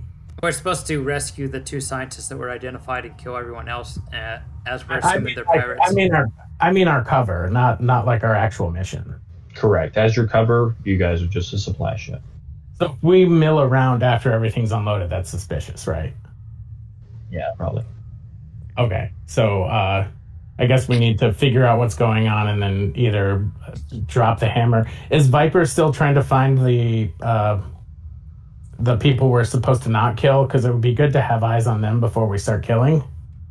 Yeah, he's still hunting through the vents a little bit.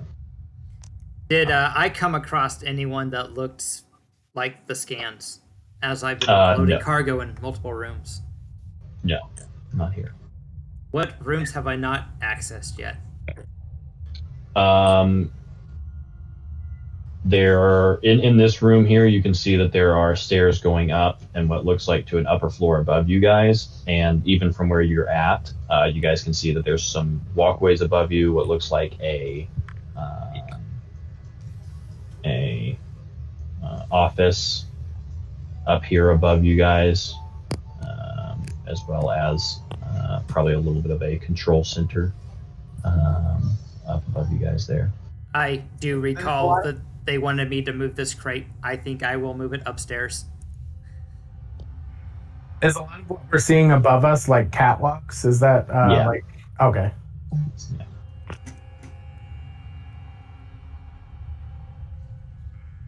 Too bad we don't have a jetpack, boy. Actually, we do. Oh, we do? Yep. My power walker can actually go 100 meters in the air, and then my Wasp actually has a it's not a jetpack, but it's a vehicle. It's basically the same thing. It's part of the armor attachment that lets you go in the air and use coordination to steer it. Okay, so if we need to cover more locations quick, we could probably just get up onto those catwalks if it pops off before we're ready. Yep. All right, so I'm gonna finish my conversation with him if I can, and then go over to check this cargo pod with the corpses, and see if I can add any light to the subject. Okay. Or is it? Do you think you've got all the information you need from that, or? Yeah, I guess me and your protocol droid can go start checking on those other crates there. Agreement. This was my thought as well, Master. You show excellent logical skills for a meatbag. Still polishing off those rough edges, like I said. Right. And TX, as you're going there, pause there. As a few more of these pirates are kind of passing through there, and all of a sudden, no, what are you doing? Where are you bringing that big machine up here? And wait, what's that box? Where are you trying to take that? So his field of vision's almost completely blocked by this big old crate. Yeah, so you hear the shouting from the other side of the crate. So he keeps going, but slower. Oh no! Stop! Hey, pal! Stupid droids. Come on! You're getting this thing. Oh my gosh! How are you gonna? So how do I go to the next level with this? And as he's talking, a couple more of them kind of come down the stairs the other way. Talk to the boss. I do as I am told. Yeah, well, I'm the one telling you right now, pal. You're taking this. We don't take cargo up here. Take that back down there. I do not recognize your authority. Well, you're gonna recognize my authority. How much further before I can go up to another level? What do you mean? Like that's the stairs you're by right there. Okay. Do I see anyone else over here? Like no, there's just the four of them there. You see. There seems to be some confusion. I do not understand where your steaks are supposed to go. Isn't this the kitchen area? No, that's what I don't know. I don't know where the steaks go, but I sure know they don't go up here. Okay, where do these go? Look, take them back down to the hangar. And then I don't know. We'll go ask the boss where he wants his steak. Okay, but if they are not refrigerated, they might go bad, and you will be stuck with your boring rations. Yeah, well, you know what? The boss is probably going to take any steak anyways, and I'm going to end up on the boring rations. So I'm not too caught up in this. Okay. All right, so just like really carefully back up there. Don't ding the walls or break the railing or anything. Is there any way I can look what's in here? What's inside the crates? I mean, I got some sensors on this power lifter. I didn't know if that could indicate if there's actually steaks, or well, not steaks, but organic matter, or if it's mechanical matter. I'm wondering if I just want to make sure they won't explode if I drop them from this catwalk. Yeah, you can probably scan them. I would call that a computers. Yeah, computers, probably 2 purple.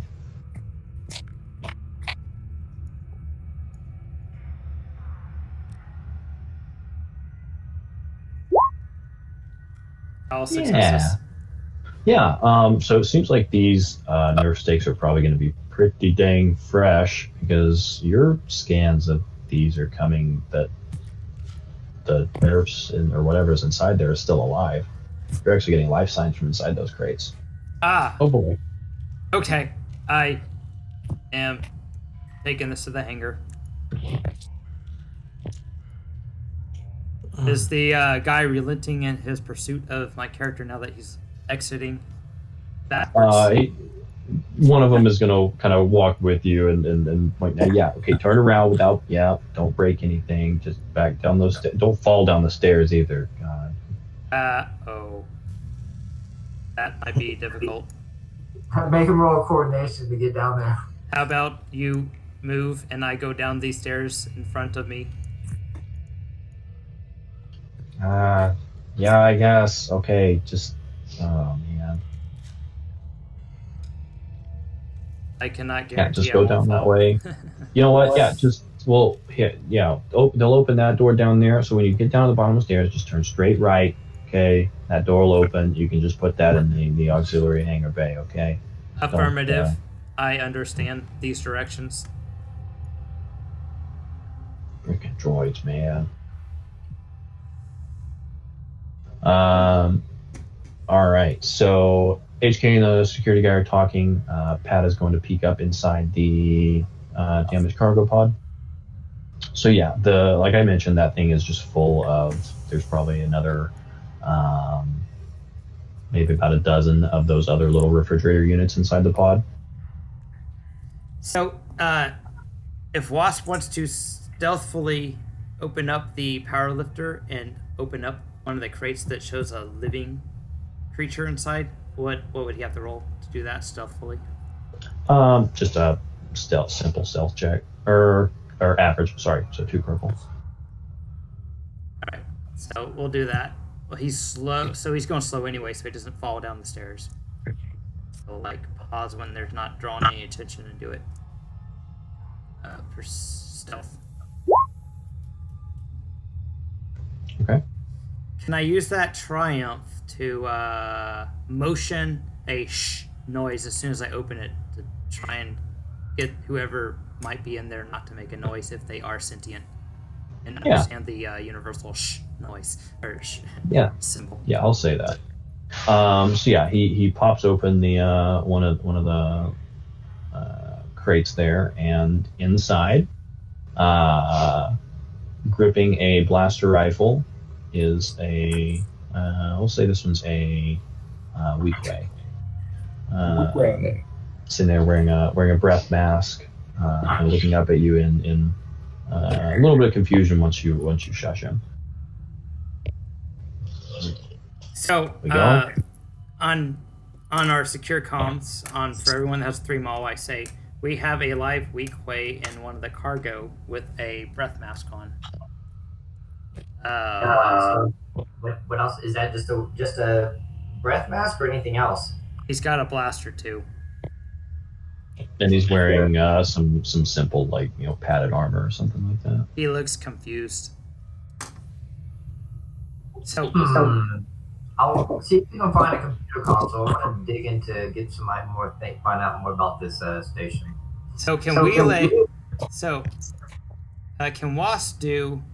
So he's got warfare and he's got xenology. Can he do some type of hand signals to kind of, without making noise, do some type of either sign language or military sign gestures to kind of get an idea if he's part of a plan, basically? Basically, are you with us mainly? Is kind of what he's wanting to portray through either warfare or weeklay sign language or something. Interpretive dance. You know what? We'll call that I don't even know what to have you roll for that. Yeah, we'll say you can do that, and the guy nods and whispers, "Yeah, we're supposed to shoot this place up." Oh, affirmative. And it's good. We are getting you in position. Very well. Okay, so he gives a thumbs up, and then he gives a finger down to let him know to get back in the crate. And then he closes the crate. And then back down in there. Then TX says over the comm, he is with us. He's apparently part of the plan to shoot the place up. Interesting. Like I said, so I want to see, I want to look around for any computer consoles or something like that that's free open that I can get into. I want to do some research in this station. Okay.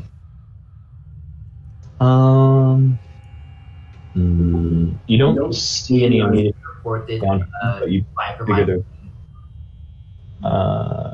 figure there's probably some in either that control center up above you, or maybe in that other room.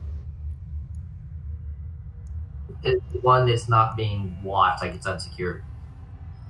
I could have seen by moseying around, looking around. Viper hasn't really been looking for that. You specifically sent him off to go look for your 2 targets. Yeah. So how far along is he going? No way, you got to roll for that, I guess, too, as well. Go ahead and roll me a perception check for him. We'll call it We'll call that a red and 2 purple. I'm gonna say over to comp. So when should we start shooting the place up? Are we still waiting to see if the 2 staff members are here? Alright, I'll use the skill assist and speak binary.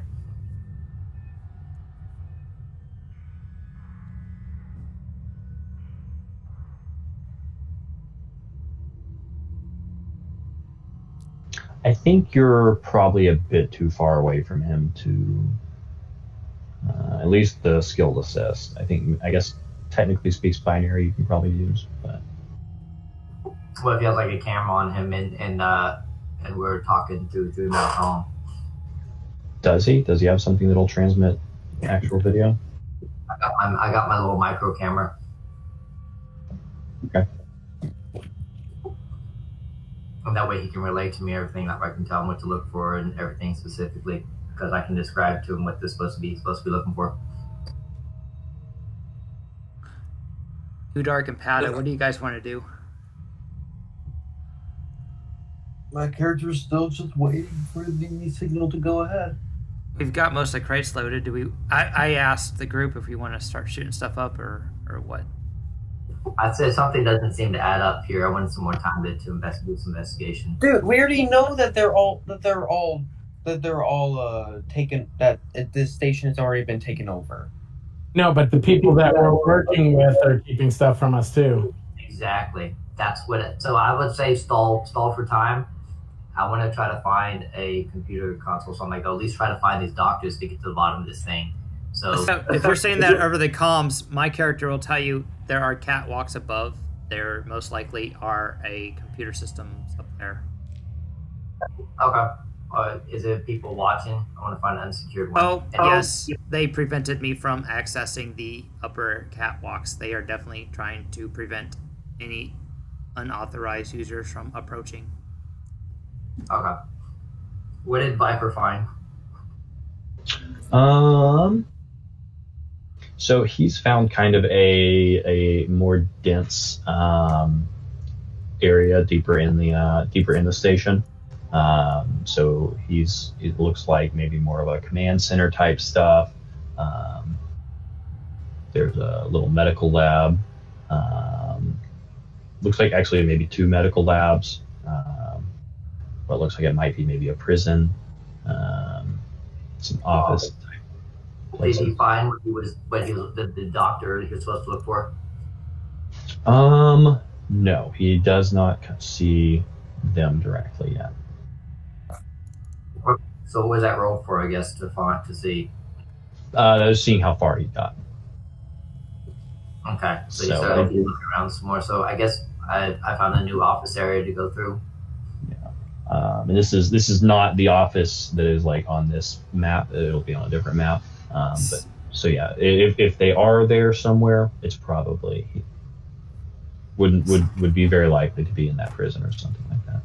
I'll relay to the group that Viper thinks he might be on this someplace, another part of the ship, this built facility that might have the dock and stuff in there. So we at least try to make sure we secure them before we start firing. Maybe someone can go back on the ship and talk to our employer if you are suspicious of motives. But he did pay us to do a job. I am okay with doing the job. My main concern is if we're doing a job and we don't have all the details, it might actually be some sort of setup where we're kind of left hanging. So my character's name, that we're the pirates in this scenario, and these are the real people. That's what I'm getting at. I just want to find out for sure. We are in a good position if this is a setup. That's what he thinks. So my character's suspicious. That's because we found the dead bodies, and these people don't seem to be like wanting to shoot and stuff us down and stuff like that. Like, because I would assume that by now they would have tried to like taken us prisoner or something, or maybe just put us at gunpoint. So you guys have been told that this is the actually the third supply ship that has come by and dropped stuff off since the takeover, and that when these supply ships come by, that they continue to pretend that everything's hunky dory. And Guyver, if you are suspicious, maybe you should encrypt the controls so that the ship cannot leave without your password. That way, if we are being double-crossed, we will not be abandoned without a ship. I like that idea. I'll go in there and make a computer check to encrypt it. All right. I'll go back on the ship and probably find, I guess through the card, there's a computer in there, and get on it and see if I can lock the ship down. You can encrypt it. That's just a 2 purple computer check.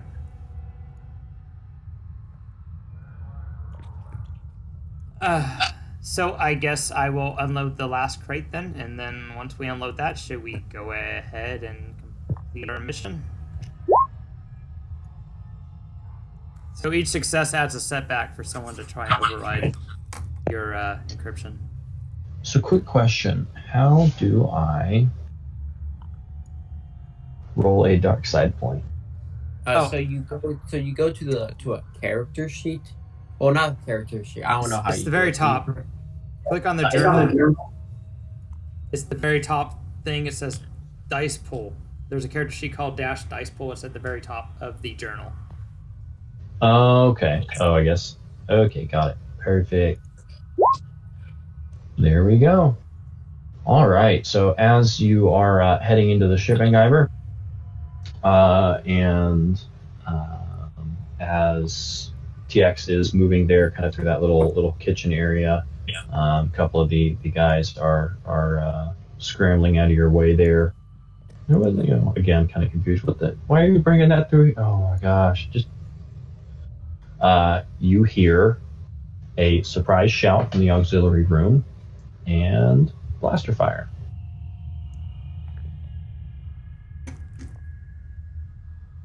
So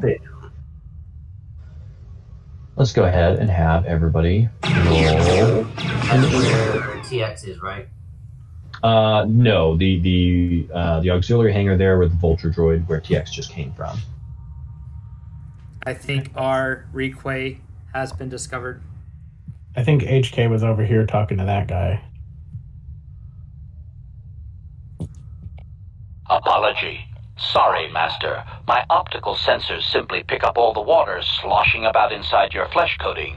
It is unpleasant. I'm guessing this is vigilance and surprised to itch. Yeah, this will be vigilance for everybody. Make sure you're on the combat sheet. Oh fuck! Combat tab. I accidentally rolled a whole bunch of dice that I wasn't supposed to. Surprise, surprise. Oh, Oh, before sorry. we Let me do it, we gotta clear everything. Yeah. Okay, good, because I screwed that up. They're all All removed. right. Okay, no. Clear your dice pool and make sure you're on the combat tab.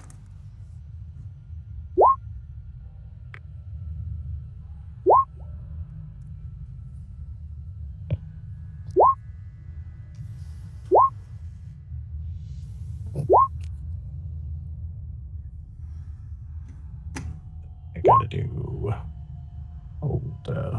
HK. No, HK goes on my turn. That's right. Yeah, just have NPCs go on the player's turn.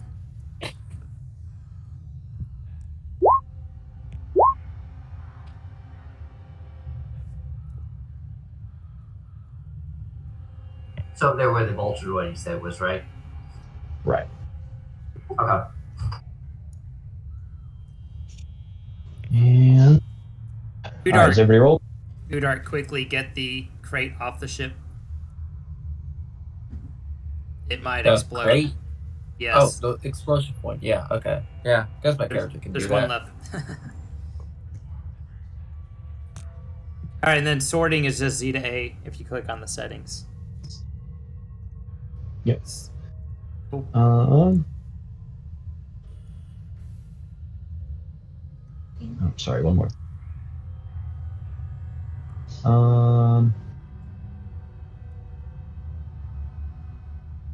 Never mind. I won't clutter it up any extra. Okay, so yeah, that. Oh wait, that was someone else.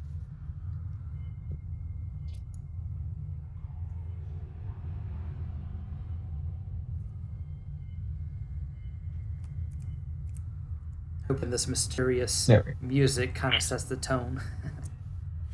All right, so you guys hear blaster fire coming through some of those open doors over kind of to the east. Who's taking the first PC slot?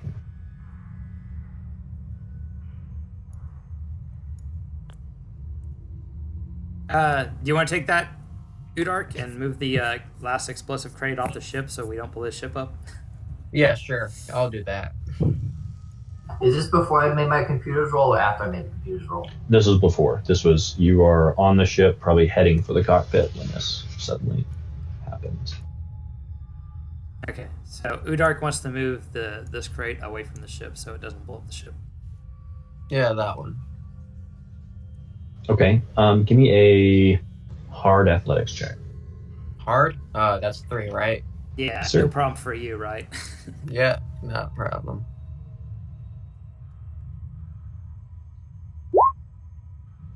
Yeah, so you hulk out and shove this across the floor a ways.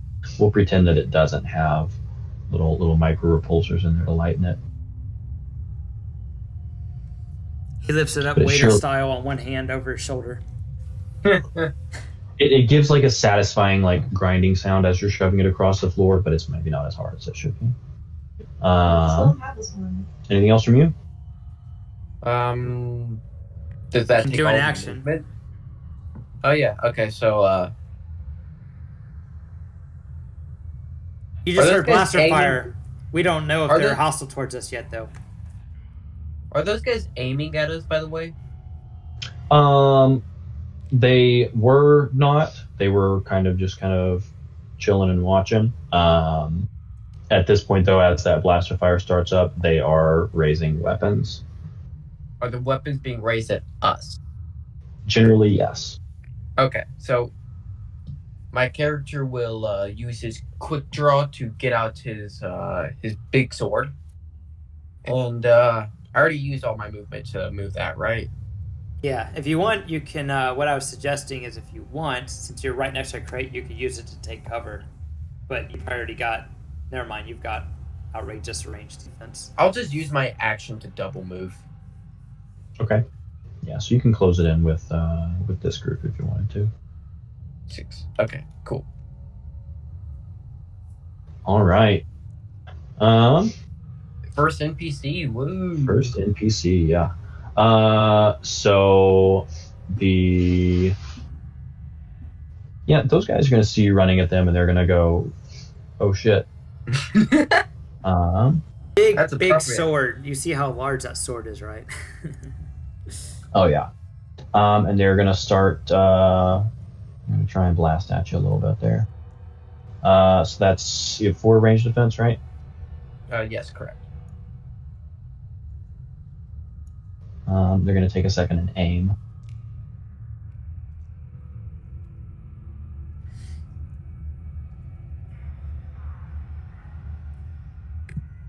Pew, pew, pew, pew. Pew pew pew pew. That does no damage. That's a cue for me. Yep. He laughs as it bounces off his armor. Next PC. I can hack the ship, and if they seem hostile, I can have Zair take a shot at them. All right. Why don't you go ahead and encrypt the computer system so we don't have someone trying to change the deal on us in the middle. Change the terms of our arrangement. All right, I already rolled it. Okay. I actually did one success and one advantage off because I don't have that tool with me. So Okay. But yeah, you're successful. So what does that set the difficulty to, or add setback to? Look at the computer chart, Pat, and then tell us how many setback it adds to your computer check as the difficulty. Yep, just make a note of that. I'll ask you again if it comes up. Yeah, any Just remember that. Kyver. it's my computers, right? Too, Yes. as well. Yeah, since you encrypted it, that's going to be the difficulty, and the add setback on top of that.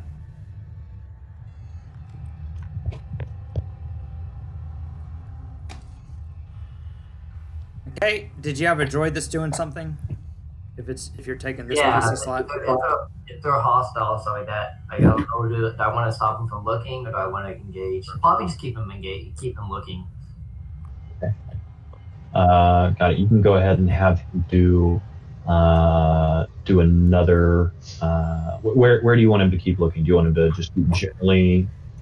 I wonder that where you said it seems like it'd be most likely they'd be at. Maybe on the What was that? catwalks.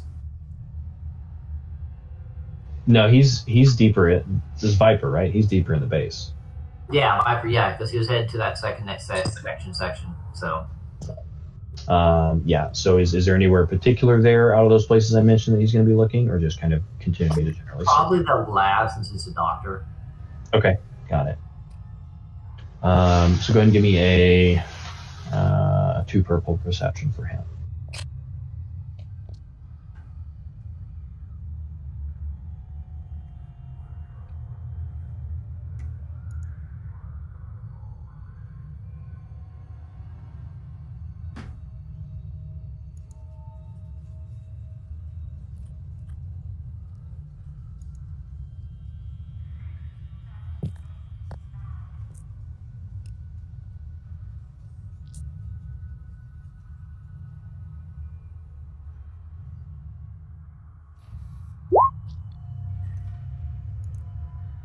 All right. He gets over there and looking, there are actually 2 Rhodian doctors in there. Or at least 2, so let me clarify, there are 2 Rhodians wearing lab coats in there. Do they look like who we're looking for? Could be. Perfect description of them. Yeah, that's fair. One of them does look like he might be, actually. You do notice, though, that there are several of these the armed pirates in there. Do they look like they're holding them at gunpoint, or they're freely moving around with no, being forced to do anything? No restrainers. No restrainers. They seem to be kind of working there in the lab, but like I said, there are several guards around that are keeping an eye on them. All right. I'll have it. You can report back to Tangiver about that, and then I guess probably try to locate the female doctor. Is that who we're looking for too as well? They're both male. There's like a human in a suit, yeah. right, or something. Yeah, that's the station administrator. The one's most valued, right? Right. All right. So I'm gonna have him to remember where that is. I guess mark it on the map, and then go look for the female one. Right. Okay. On to Next up. Does Patta have any range defense? He has adversary 2 from. He doesn't have range defense, but he has 2 upgrades to incoming attacks due to his 4C power. Or what is it called? What's that power? Sense? Sense, yeah. Okay. Is it 2 upgrades, or is it 1 upgrade to 2 attacks? It's actually 2 upgrades to 2 attacks because he has 2 of the boosts for it. Got it. All right. Let's see. This will be short range. As this guy is going to raise his blaster, the security officer next to you is going to raise his blaster rifle and shoot you. 11 damage. All right, nice. So, wait, that didn't upgrade. Oh, I'm sorry, I did that wrong. I upgraded my own attack. Just re-roll it. Yeah. I've got I got his answer for whenever you tell him to shoot a meat bag. So go ahead and take. Let's see, I can give you setback with that, I think. Yeah, setback. All right. Next PC. Go for it, Patta. You and your murder bot. All right, so I guess I'll. For me, I'm going to grab my pistol, and actually, no, I'm just going to move up to this guy and punch him. Is this a group of guys or one guy next to me? That is just one guy there. That is just the security officer. All right, yeah, I'm going to move up to him and do an unarmed attack, and that's going to be. I'm going to upgrade it one, or not upgrade it, but increase the difficulty by one to do a two-handed attack. Okay, he does have adversary there. Yeah, the adversary one? Yep. All right, so that's going to be 1 purple, 1 red, and 1 more purple. And I'm sorry, he does have 1 melee defense as well. 1 black. Maybe I'll just do 1 attack, actually, because I don't want to risk too much here. I don't know if I'm going to generate enough advantage to trigger the second attack if I get too greedy.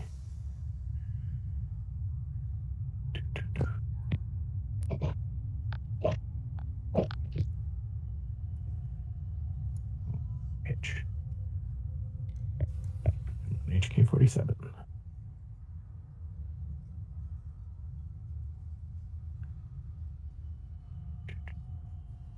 Are you punching or is HK-47 punching?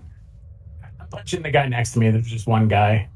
Okay. You said encrypt data, right? Yeah. Yeah, so add a black for success. Okay, so just when he asks you, just make a note so you can answer when he asks you what the difficulty is to hijack the controls. I'm gonna two-hand attack him after all. I think it'll be all right. Nope, it wasn't. All right, so I miss him with my punch, and then the guys next to HK, is that one guy or a group? That is a group of 4. Ask him to do something. Tell HK to do something. Let's say, hey, HK, weapons hot. Agreement. My thoughts exactly, Master. 1 dead organic meat bag coming up. And he has some abilities on his rifle. He has quick draw because of the sling, and he has the forearm grip that gives him point blank. So he's going to take a shot just from engaged range with his rifle. Okay.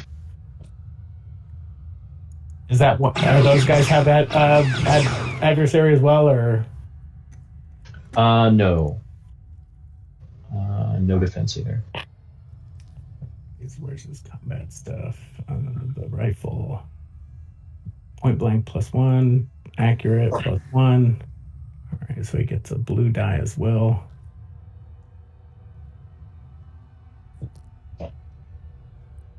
So he does. I should have declared. Do I have to declare auto fire?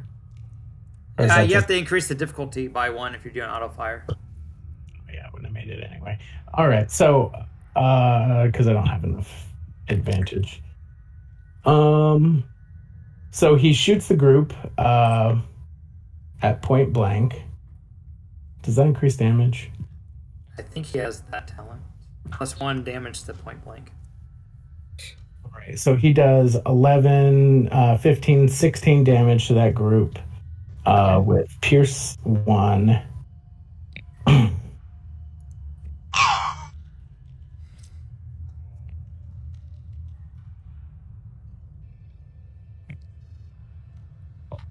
All right, so he manages to blast 3 of them there.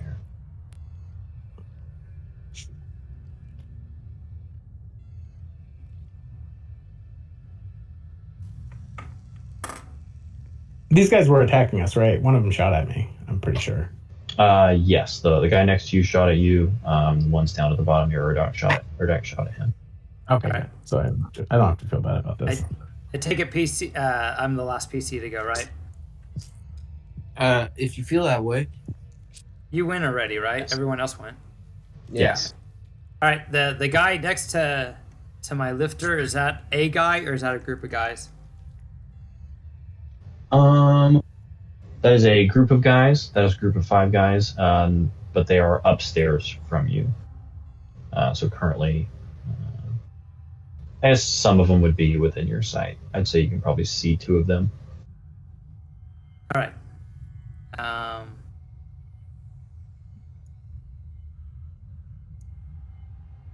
Now, how many can I see? At that point, you can see all 5 of them. All right. So, the droid walks upstairs. I'm trying to turn it around. Okay, we'll just assume he rotated it. I'm having trouble.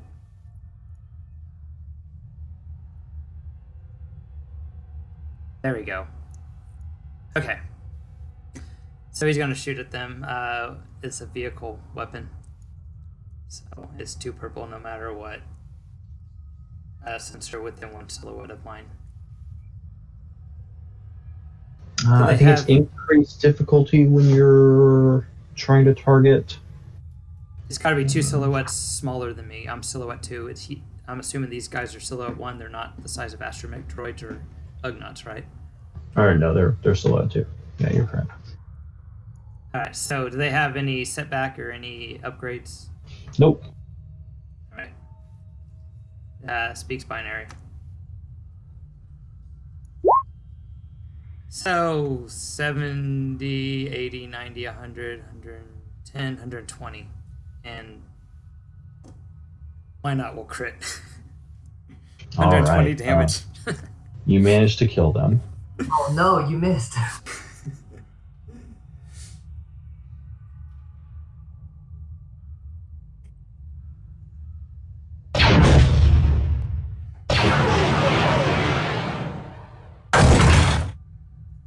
Alright. And now NPCs. Alright. This group is going to... They're going to move a little bit closer here, and they're going to fire at... Or, no, they see HK there. They're going to shoot at him. Does he have any ranged defense? Yeah, he has adversary 3 and 1 ranged defense. It'd be way easier to shoot at Urdak. No, it's not. He has adversary what? Sorry. Adversary 3. It upgrades it 3 times. And how much ranged defense? 1. He's also engaged with one of theirs, so it's actually upgraded 4 times. Yep. Oh yeah, because he's engaged with an ally. But you can always aim to remove a setback. Yeah, no, that's true. I guess I'll probably aim at Patta then. Is Patta even on here? Oh, no, Patta's behind the ship. He's Okay. behind the ship. Patta? Yeah, but the ship isn't like... Ship's like up on legs or something. Or Yeah. I would assume you lowered the landing gear first. Yeah, we're not like laying on the deck. Yeah, it's not a crash ship. Oh, okay. Oh, yeah, that makes sense. He can take cover if he wants with a maneuver to get a ranged defense from, hiding behind the legs or something, obstruct their view. That just requires a maneuver. And one of them's going to actually go ahead and reaches to his belt. And he's going to toss a stun grenade at you. Ooh.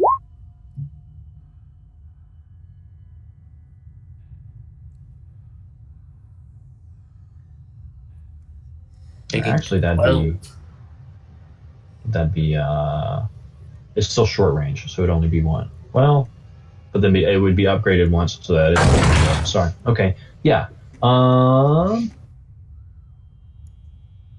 yeah, take 12 stun damage, and I think disorient takes. You have to have advantage to trigger. Yes. Did it affect the guy next to him too, or did blast not trigger? Blast did not trigger. All right. So he's gone. He's gone. The guys next to HK have not gone, I don't think. Or guy, I should say. He's going to try and he's going to try and shoot HK. So it's 2. It's two purple, right? And upgraded 3 times. 3 setback. 4 times, unless you stand right next to him. Is this the guy that's engaged with him, or is this someone else? Yes, it is the guy that's engaged with him. Okay, so it's only upgraded 3 times. Then is he using a range heavy or a range light? Because that gets increased. The difficulty gets increased if you're engaged with someone. It's range light. Okay, so you increase the difficulty by 1. Right, so it's 2 per. So you could just back away,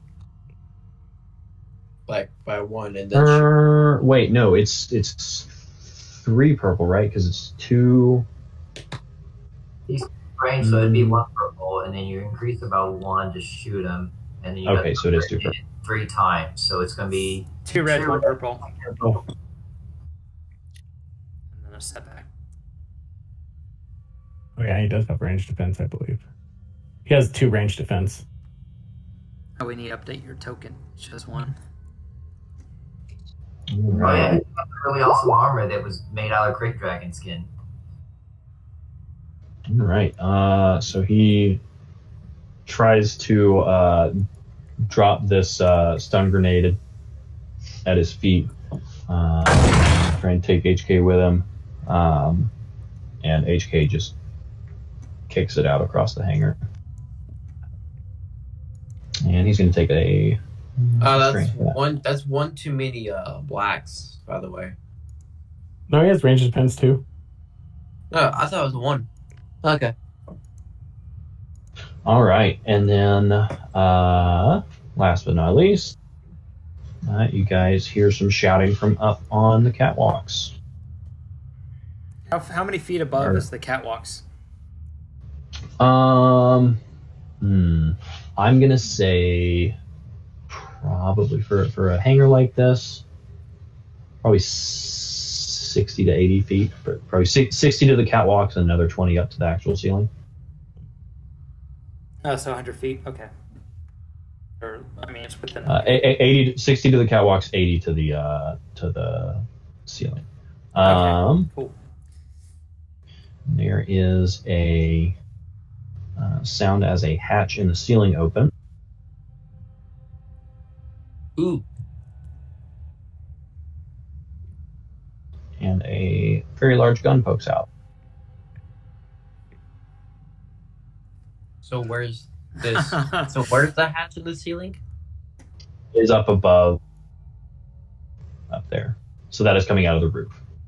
Wow. Where in the roof? I don't know where it is.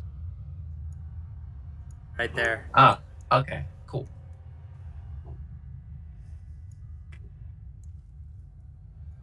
And no, check that. I will.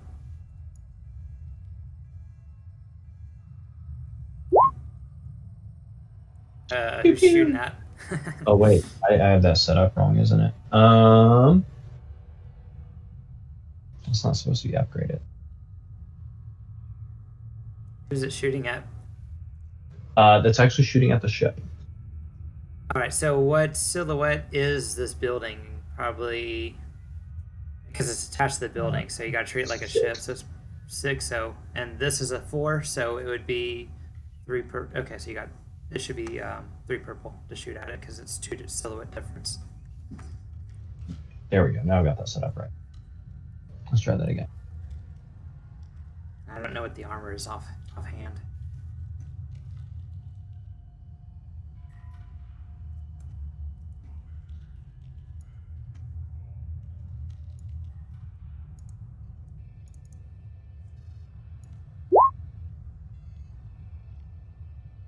All right. So 2 blasts rock into the floor.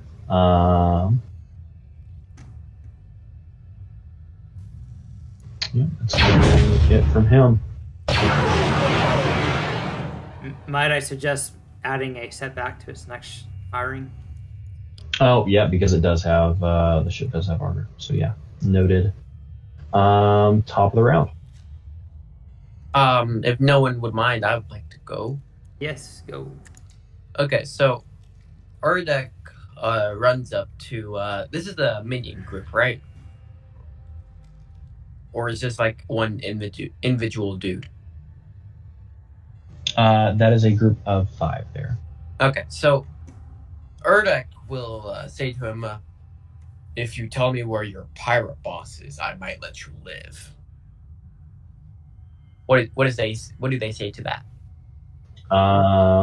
You'll have to roll a coercion against.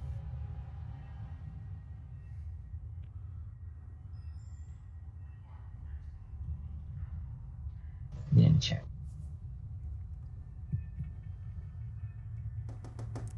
Do I we believe have? that's against discipline.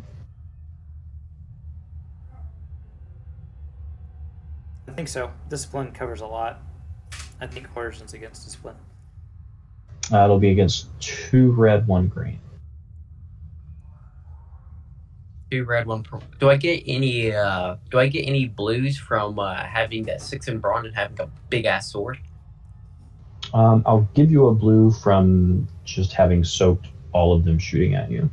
Okay. I did forget one. Oh, go ahead. We'll let you finish your turn, and I have a note.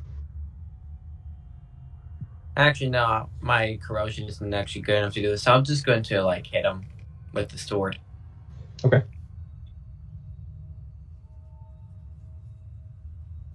I think they might be dead. They might be.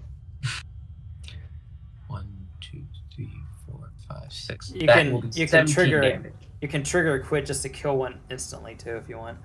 Yeah, if you spend 1 advantage on a crit, you'll kill all of them. Okay, sure. All right, yeah. So you just go flying through those ones. What do you do with the triumph? So You get it. Give someone an upgrade. So narratively, I will be from my character just smashing these guys all, just slashing them all in half. The person in here in the big walker thing gets a it's discouraged, and they get an upgrade to their check. You mean the people controlling the planetary, the vehicle weapon? Yeah. Those guys. So did you just do one big old sweep and all their heads got lopped off? Basically, yeah. And I guess I can give 1 advantage to the next person to go to the next player. Decapitation. Oh, we got a giant ship, a planetary mech thing here now. Oh yeah, It's the gun. Thing, yeah, the big gun. It's a turret mounted on the ceiling. Okay. I mean, I could probably use a ship's computer to shoot at it. You could, since you are on the ship. You know. But since it's attached to the whole building, you'd be shooting at the ship unless you do a cold shot.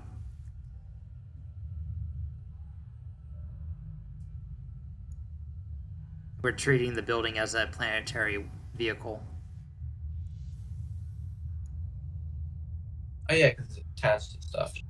Yeah, planetary weapons and space weapons have to be attached to a ship or a vehicle in order to work. I don't think he's got the agility to fight to shoot like that.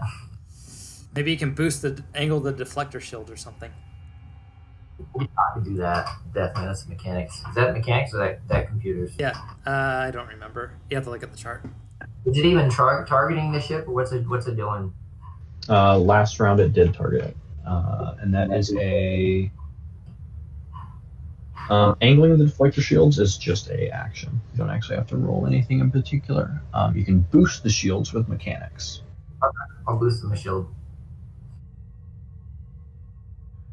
Okay, it's a 3 purple mechanics check.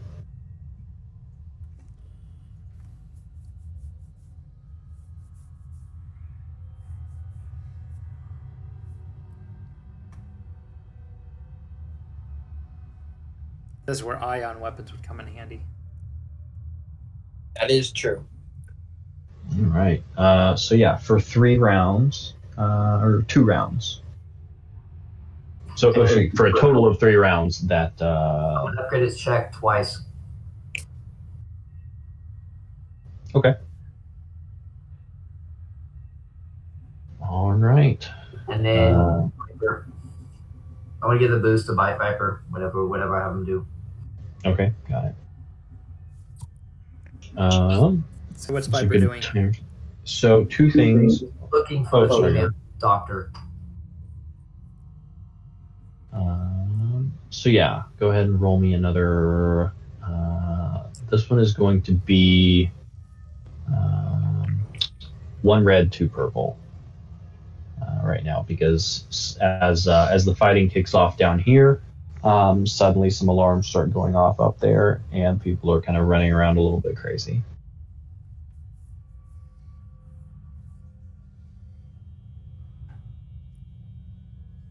Nice.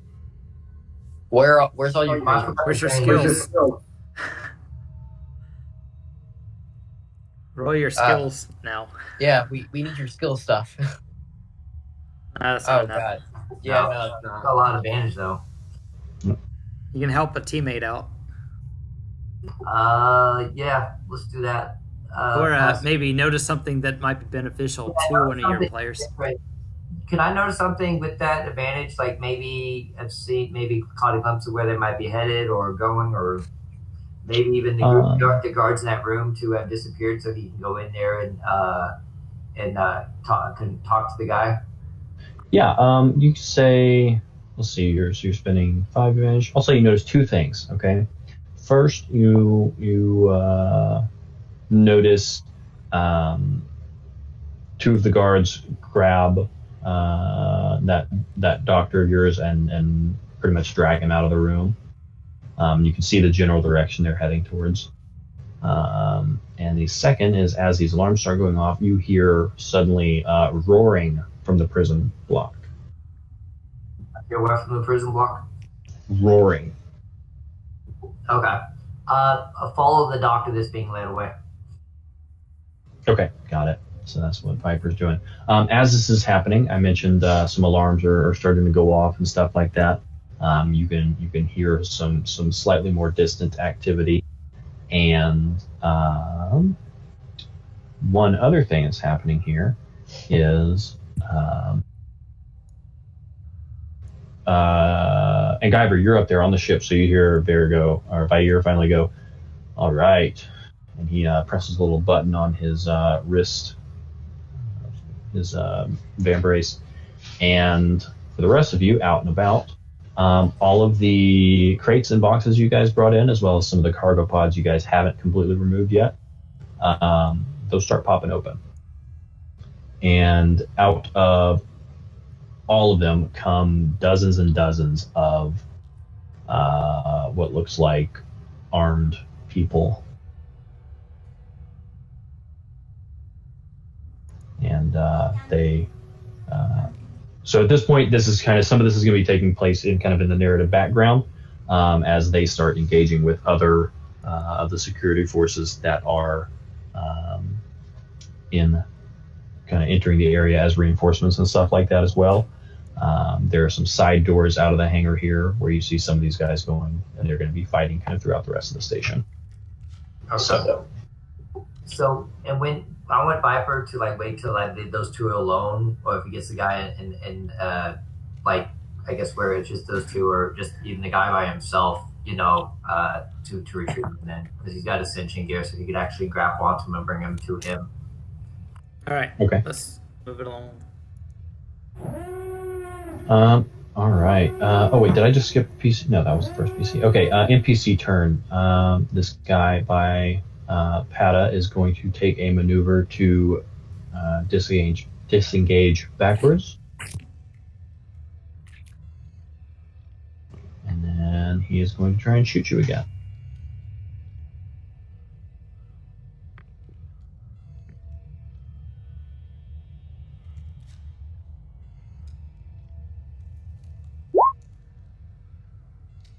That's all right. So he misses as he's kind of stumbling backwards. Next PC. I'll take it. I'm gonna move forward. Actually, I'm gonna move down to this guy. 2, 3, 4. How many people are in this group that threw the grenade? Is it just one? That group? Yeah. No, that's a full group of 4 right there. And you're going to have a setback on your next check as you're kind of dodging some blaster bolts from that officer. I'm going to actually move to this guy, and I'm going to try a regular unarmed attack against him. Okay. And that will be extra setback, so 2 setback. So 2 setback, from his melee defense and the one he gave you. And that's 1 red, 1 purple for his difficulty. Yes. So I hit him for 8 plus 5 is 13, bypassing soak straight to his strain. All right. He looks pretty rough. And then HK is going to turn and shoot the grenade boys with his flamethrower. Okay. He's going to have, however, what's the amount of setback for that if he's got people engaged with him? So is it range light or range heavy? Range light adds 1 purple. The range heavy adds 2 purple when used and engaged. It's an internal wrist-mounted flamethrower. Range light. Does it range light, so it adds 1 to the difficulty. So at that range, it'll be 2 purple. 2 purple. And he doesn't have any Oh, no, he does have, where's his flamethrower? Blast and burn, so he doesn't have any accuracy modifiers.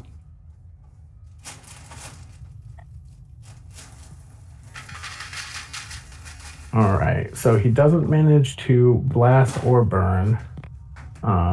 What's its critical? So he triggers 1 critical and deals 8 points of damage. All right, so he's going to kill off 2 of them.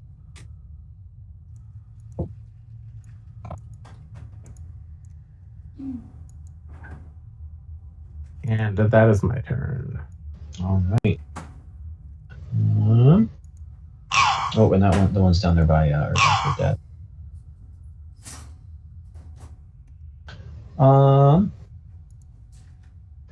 Gonna have this guy is going to disengage from HK. And going to try and take a shot at him. All by myself. I think that's 1 red and 2 purple, plus 2 black for the range defense. Yeah, I don't think he's going to make it, but...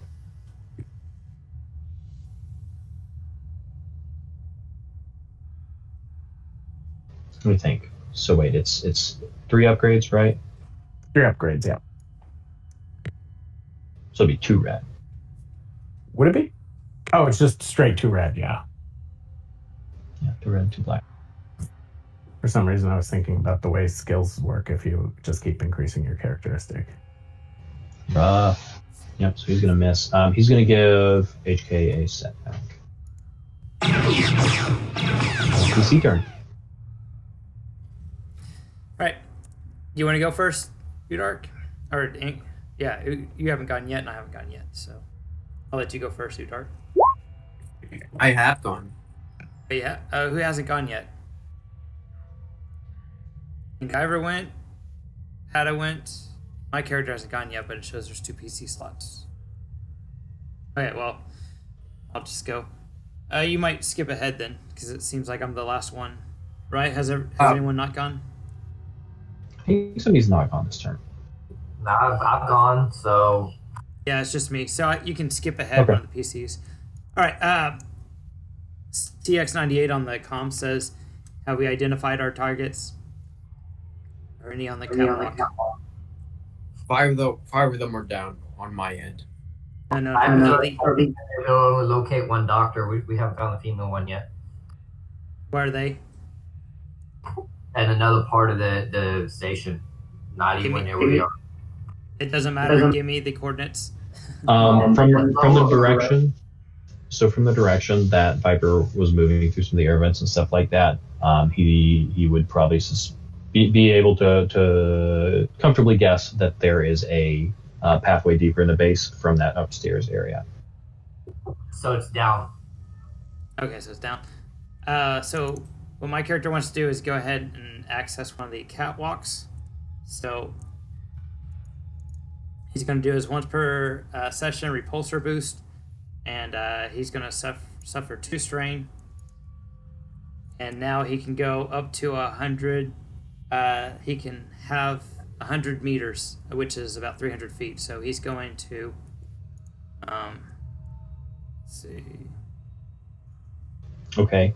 Are you going like up those stairs you're by, and then like down the hallway out onto the catwalks? He's using his repulsor boost, the once per session repulsor boost. Right. But the physical path you're taking. Flying in the air. Yeah. So like, this is a wall right here. Does it go all the way up past the catwalks and stuff? Okay. Yes.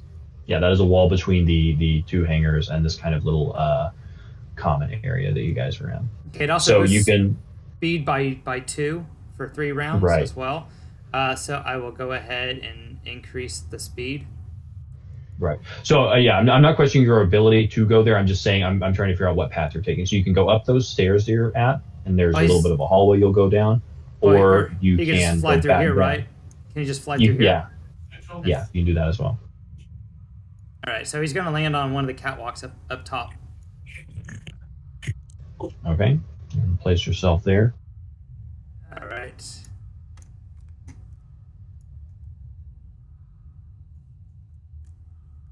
And then he's going to target that weapon. So do an aim maneuver at the thing.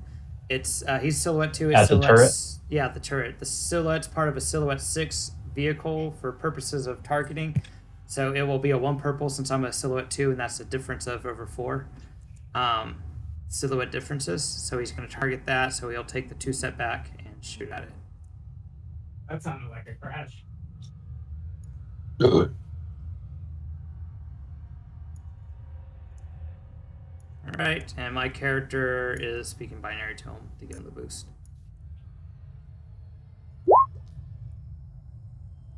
All right, I guess I'll play a crit with the 3. I can modify it 1. I can modify it twice, plus I have lethal blows 3, so it adds 50 to the crit. It does 9 damage, 9 vehicle damage, but I'm centering it towards the weapon. I don't think the weapon can be knocked out unless a crit says it's knocked out, but that way I'm not collapsing the whole building on us. I'm trying to target it towards the turret and draw its attention towards my power lifter. Right. Okay. You can just say it has like 80 hit points or something like that. I actually have stats for it. Okay. So you did how much damage? Okay, it gets a crit plus a 50 modifier because he has lethal blows 3, and I did a crit once and then did the advantages as if I could crit again, but you can only do 1 crit per round. So it's a 50 modifier, plus it does 7, 8, 9 planetary damage. Okay. So let's see, crit 3. Okay, so you're gonna have to you're gonna have to spend all 5 advantage, or you're spending the triumph to crit. So I'm spending, yeah, I'm spending a triumph and 3 advantages to trigger the crit once with the additional modifier plus my lethal blows 3. So that's modifier 50 on your crit, so add 50 to the crit roll, or just type it in when It'll you be- do crit. It'll be 40 then, because you're doing the crit. You have lethal blows times 3, so I'm that's doing the plus crit 3, and then you're spending advantage to upgrade the crit to plus 4. Okay, so it'd be 3. The crit would be a 4. Or 40. Okay, I guess. Alright. And what I was saying is, I don't know, so with the massive rule, it increases the number of advantage it requires to so it has crit. massive. Okay, so Yeah. I still have enough because it only Yeah, takes you still 3, have enough, so you'll it just have to requires 4. spend. Yeah. Yeah, so I it have one actually has- advantage left over. Yeah. Okay. Or I add the advantage with the triumph, and there we go. I still have enough to do it twice. Yeah, I feel like it doesn't affect the triumph like that. I Okay. feel like it's just when you're spending advantage on it. Okay. So hopefully I got its attention, Yeah. and okay. that's my move. So hopefully it'll start shooting my character instead of the ship. All right. And is that it for you? Yep. That's all I'm doing. All right. So, I'm going to go ahead and, yes, we'll say you do have that thing's attention. So it's going to try and shoot you. So it's going to be I'm silhouette 2, it's silhouette 6, so that's 4 silhouette difference. So I got to refer to the chart real fast. I believe that's going to be formidable or 4 difficulty. Okay. Yep. And it's upgraded 3 times. And then I got shields of 4, so I got 4 front shields of 4, so you add 4 step Alright. back.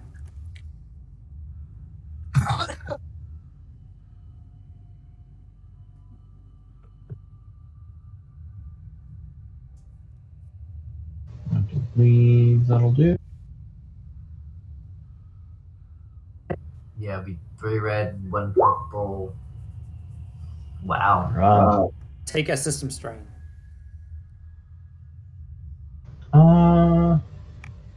Okay, yeah. Also, that's not.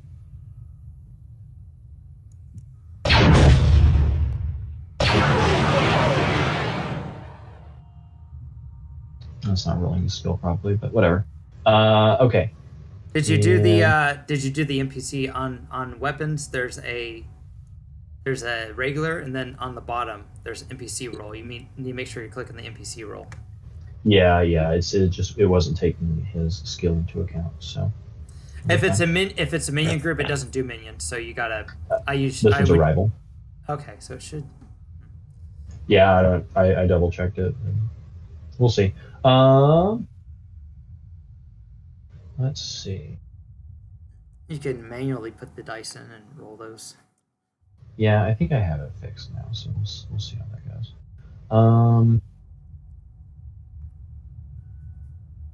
So let's see, which of these? The group of 3 or 4 here, still remaining. They're going to. They shouldn't have been upgraded. You should re-roll that. You had it upgraded 3 times. It shouldn't be upgraded at all. It should be 4 purple. No, it's upgraded. There's been a series of. Stuff added to it. Okay. Yeah. I added 2 upgrades to it, and then Patta added an upgrade to it. Okay, cool. I didn't. So cool. All right. Urdak added an upgrade. Yeah, I also did as well. Yeah, so that's where those 3 came from. So this group is going to take a shot at HK. Let's see.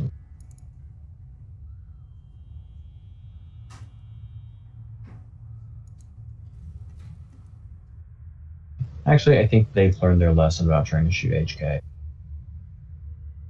They're going to try and shoot Patta. And this attack is upgraded, right? Because of his... it's upgraded twice. The first 2 every round are upgraded twice. And then also because he's engaged, that's an upgrade or an increased difficulty? I think It's upgrade.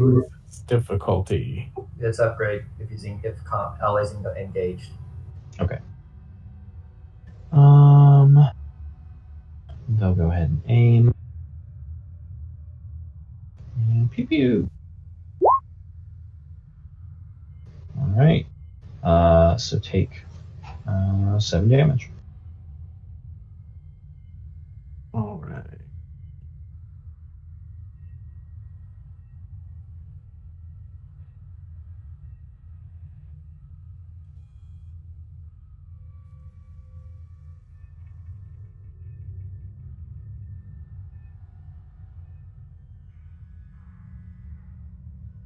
All right.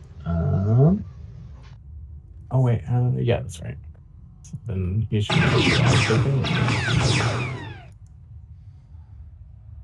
Around.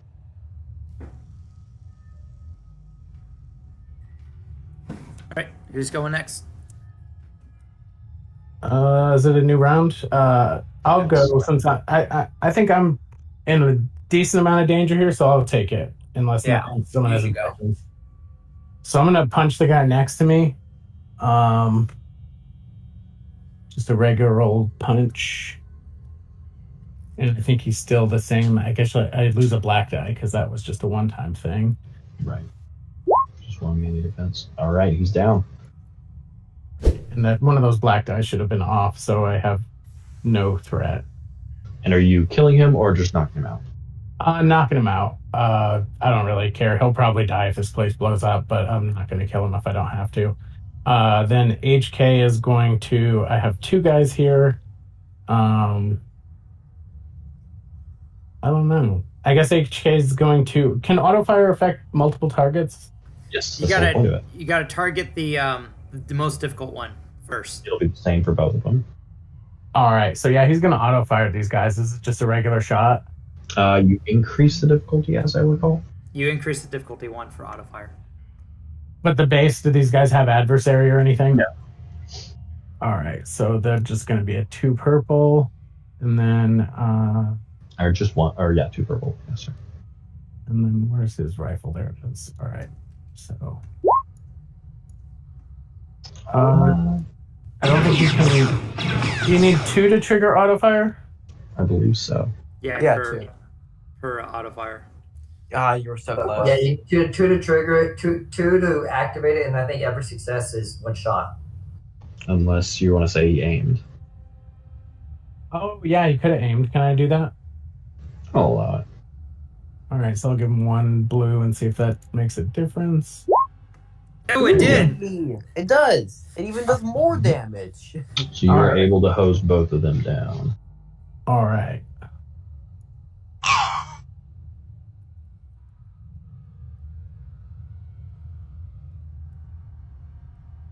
And that is my turn. I guess Pat is going to take an action or take a maneuver to take cover. All right. Buddy, get off my... Answer. Even a droid has to be allowed a little fun once in a while, Master. Yeah.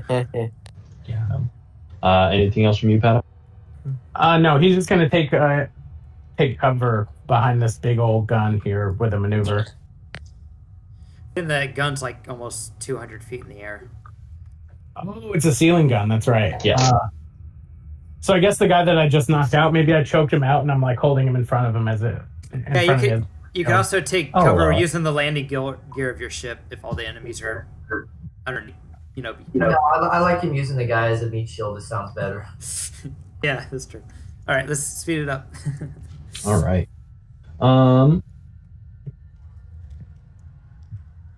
Let's see.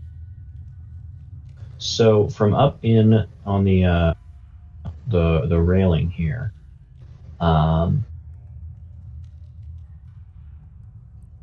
these guys are going to kind of peek out right here. It's 1 purple. They want to shoot it because it's no, it's 2 purple. Wait, no, they're using personal weapons. My bad. You got to use the personal range, man. And one of them there is actually going to drop down on his belly, and he points the blaster over the edge there. And Urdak, you have 4 range defense, I believe. That is correct.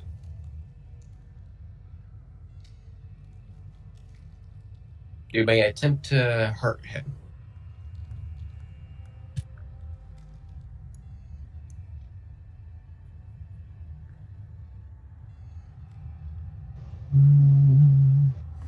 You need a grenade or a missile that has blast, like blast 12 or higher.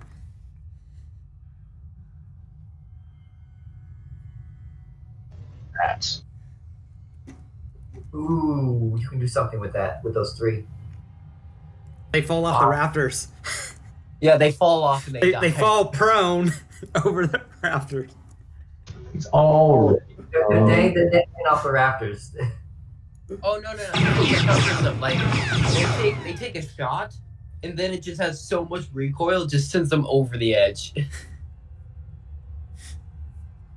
don't know if that's enough to kill them. Maybe they'll be dangling off the edge, and they got to pick themselves back up. So that's them being prone. Yeah. Okay. I guess that makes sense. So what are you actually trying to spin that on? Like falling prone, but he's trying to narratively make it sound cooler. They're already prone because they haven't used a bipod on there. Oh. Could they roll off? We can say he. Is it a minion group? Just have one of them roll off and die. Let's say so you can. Well, can you spin? I mean, if 3 strain will kill one, if they don't have strain, that might be it won't. Narrative. A significant advantage in the ongoing encounter. The railing starts to come loose with the weight of my powerlifter on it. Then all the people would be more worried about evacuating than shooting.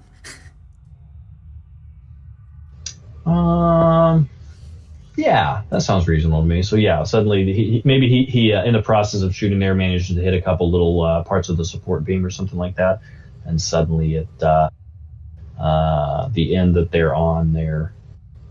So let's say they scooted forward a little bit. All of a sudden that kind of breaks and comes loose. PC slot. Move along. We got about 9 minutes. So yeah, I guess everyone's done here. So I guess I'll probably convert my time to either freeing that guy or finding the other person. We'll see which comes across first. So do we have like a main boss that's gonna come out?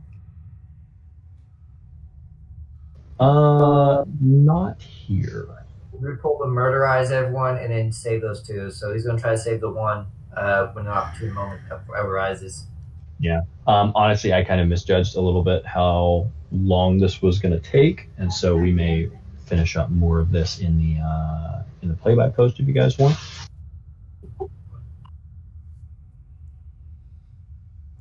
Okay. Well, let's go ahead and finish to the top of the round. So PC slot. So, Engiver, are you doing something with your droid? So my droid's gonna, try to find the opportune moment to retrieve that guy, and then try to find the next person. Okay. Sounds like an opportune moment now. So they see whether if they lock the person up in a room by himself, probably get in there, get the guy out. So they kind of stuff him into an office, and the 2 of them lock the door and are sitting outside of it. But yeah, Viper can probably get in there. Yeah. So does he need to? Is there wherever he's at, the rafters or the duct wherever he's in? Would that allow him to get into the room, or does he got to take out the guards in front? He can get in there. All right. So he's going to get in there. And lower himself down and quietly speak. Kill and make himself known and let them know that he's here to rescue them. Okay. I'll have to make a charm check, honestly. Let's do charm versus discipline, I think. Yeah. Or cool. Because Viper didn't get anything painted on him, did he? Nothing would convince him. He could put on the uniform if that's what he needed to do. Like I said, he's small enough. Okay. Let's take a boost on that. Let's spin a light side, and we'll say that this way he did.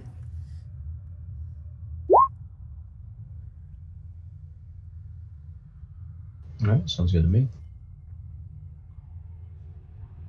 What's the difficulty?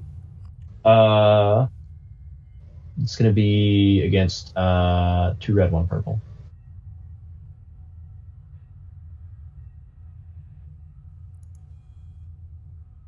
Yeah, charm's first cool. Oh, against cool, then it'll be 1 red, 2 purple. 1 red, 1. 1 red, 1, 2 purple. 1 red, 2 purple. Yeah. All right, I'll have Endeavor tell him what to do, and so speaks binary. My name's Luke Skywalker. I'm here to rescue you. I guess he wasn't a little short for a stormtrooper. All right. Looks like the doctor believes you and agrees to go with you. To get out of here. He'll use his ascension gear. He'll grapple him and bring him up to where he's at. And if the other guy, I guess, bring the other guy too. I guess if he's with the 2 of them. So He's not in there yet. okay. They haven't brought that mission in yet. So he'll grapple him, bring him up, and then help him stealth away. All right. So you start bringing him back the way you came. Yeah, he's going to lead him back. He's going to tell him which way to follow back. I'll at least take him to a secure area where it's safe, where no one's going through, and tell him to wait while he goes to look for the female. Okay. NPC slot. With that advantage, can he use that advantage to get some information out of him that might help with his next check when you guys would talk to the lady, I guess? Like, yeah. It's going to be helpful. Yeah, if you're trying to rescue Mr. Vires, he's down. He was down over by the lockup, the prison area. That's the female? Male, but yes. I thought there was a female we had to rescue. No, they said they're both male. Well, the human male, okay. Yeah. Okay, so he's in prison lockup. Okay. All right, so he'll let him know, tell him thank you, and he'll tell him just to wait here, and he will be back for him, or he'll send someone to come get him. That's good. And then I will relay all that information to the team. All right. NPC slot. We have another shot at the loader. What's the armor on the loader? Or range defense, I mean. 4. Or defense. So it's 4 purple, 4 black.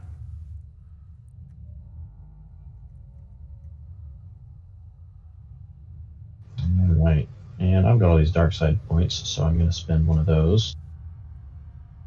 Upgrade.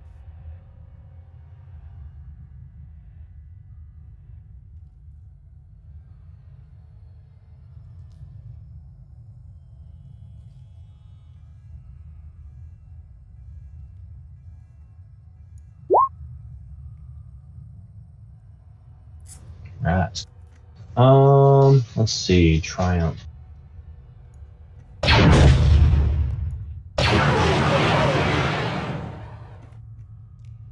I'm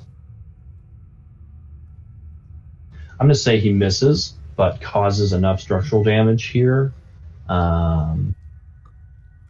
It's going to trigger the emergency bulkhead to close on the hangar here.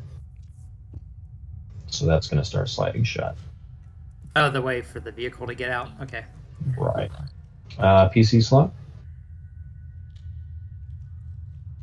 I guess Urdak can go. He will, Are there really any enemies on the ground that he can reach?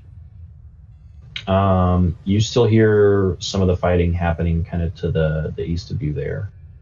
The east. That is to the right. Towards, right? yeah, to the right, towards that auxiliary. Yeah, there's an auxiliary hangar bay with the separatist fighter. So that's where I hear some of the shooting coming from? Yes. Yep, that's where the original shooting came from. You were also told if you about the person being left behind, so if you want to escort him, you can do that too. Yeah, go get the prisoner. Okay, so they were in the fridge, right? No. Okay. The holding cells, wherever that is.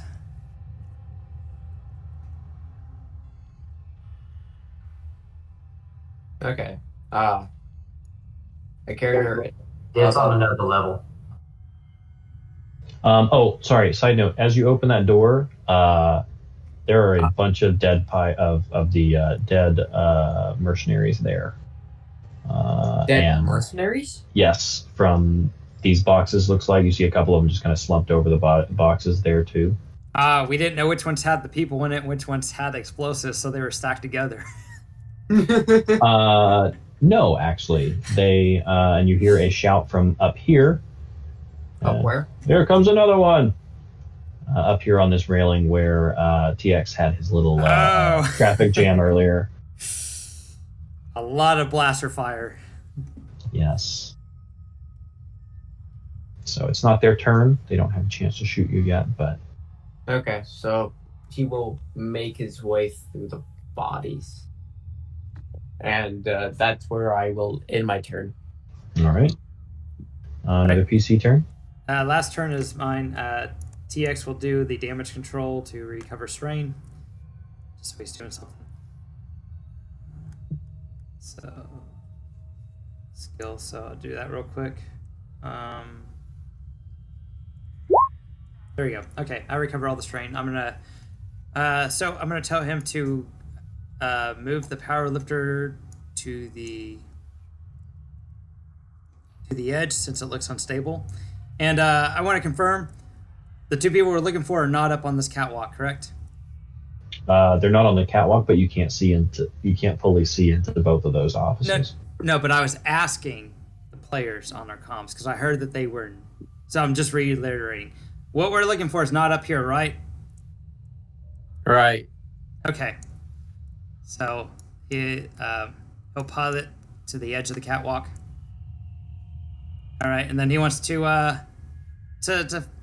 make it more unstable so the catwalk collapses. So what do I got to do? Do I got to shoot at it with my planetary weapon or what? Yeah, you could shoot at it. You'd probably have to do you'd either have to roll really well or do, I don't know if you have Cold auto shot. fire or linked. I can do cold shot. Well, the problem is it's just there's multiple supports there. Okay, you could target a specific area and shoot right there and drop that section of it probably. So they'll be stuck. Okay, yeah, I'll do that. Make it so they're stuck. Okay, yeah, so cold shot. All right, so 1 purple and 2 black.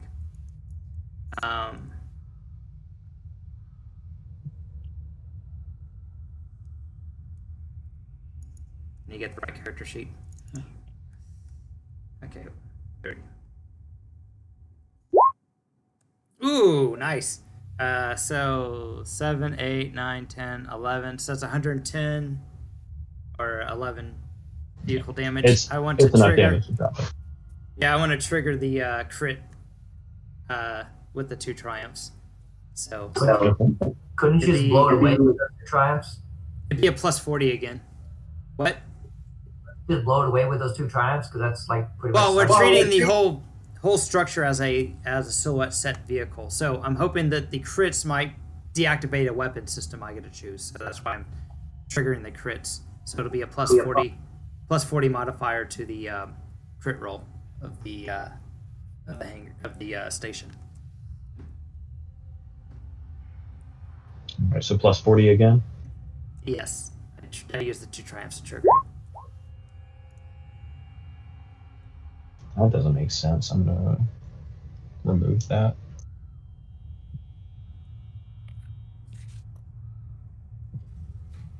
Try again.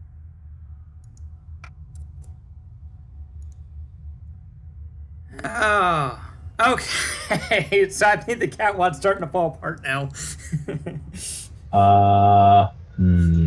Yeah. I don't know if I quite want to. That seems a little bit unrealistic to be that bad. It's 503, by the way.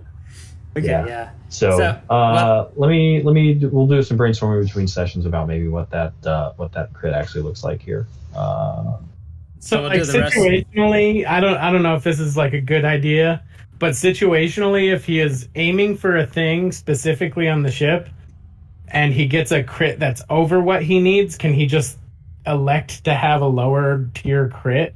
That's a specific. Did you cut the stream off, by the way? Not yet. Not So yet. Yeah, it's a I'm fine with specific- collapse. I'm fine with collapsing the whole upper floor if you want. Just have that Yeah, crit apply to the upper That's floor. what we'll say. Yeah. So the upper floor's falling apart after what, one round? Next round, the whole catwalk up top will fall down, but the building will still be in. Right. Okay. Yeah, we'll go with that. All right. Let's go ahead and do experience, and then we'll continue the rest on push on the Discord. Let's say 10 experience for this one. This was 10? Okay. pretty. It was a full session, but it was a pretty straightforward, just kind of murder fest. So it didn't do anything too crazy. You know what? I'm sorry. Make that 15 because you guys have retrieved one of the hostages. Awesome. Thanks. Thank you for running this. I'm gonna end the live stream now. No problem. It's interesting. I'm trying to get a little bit of a handle on the system.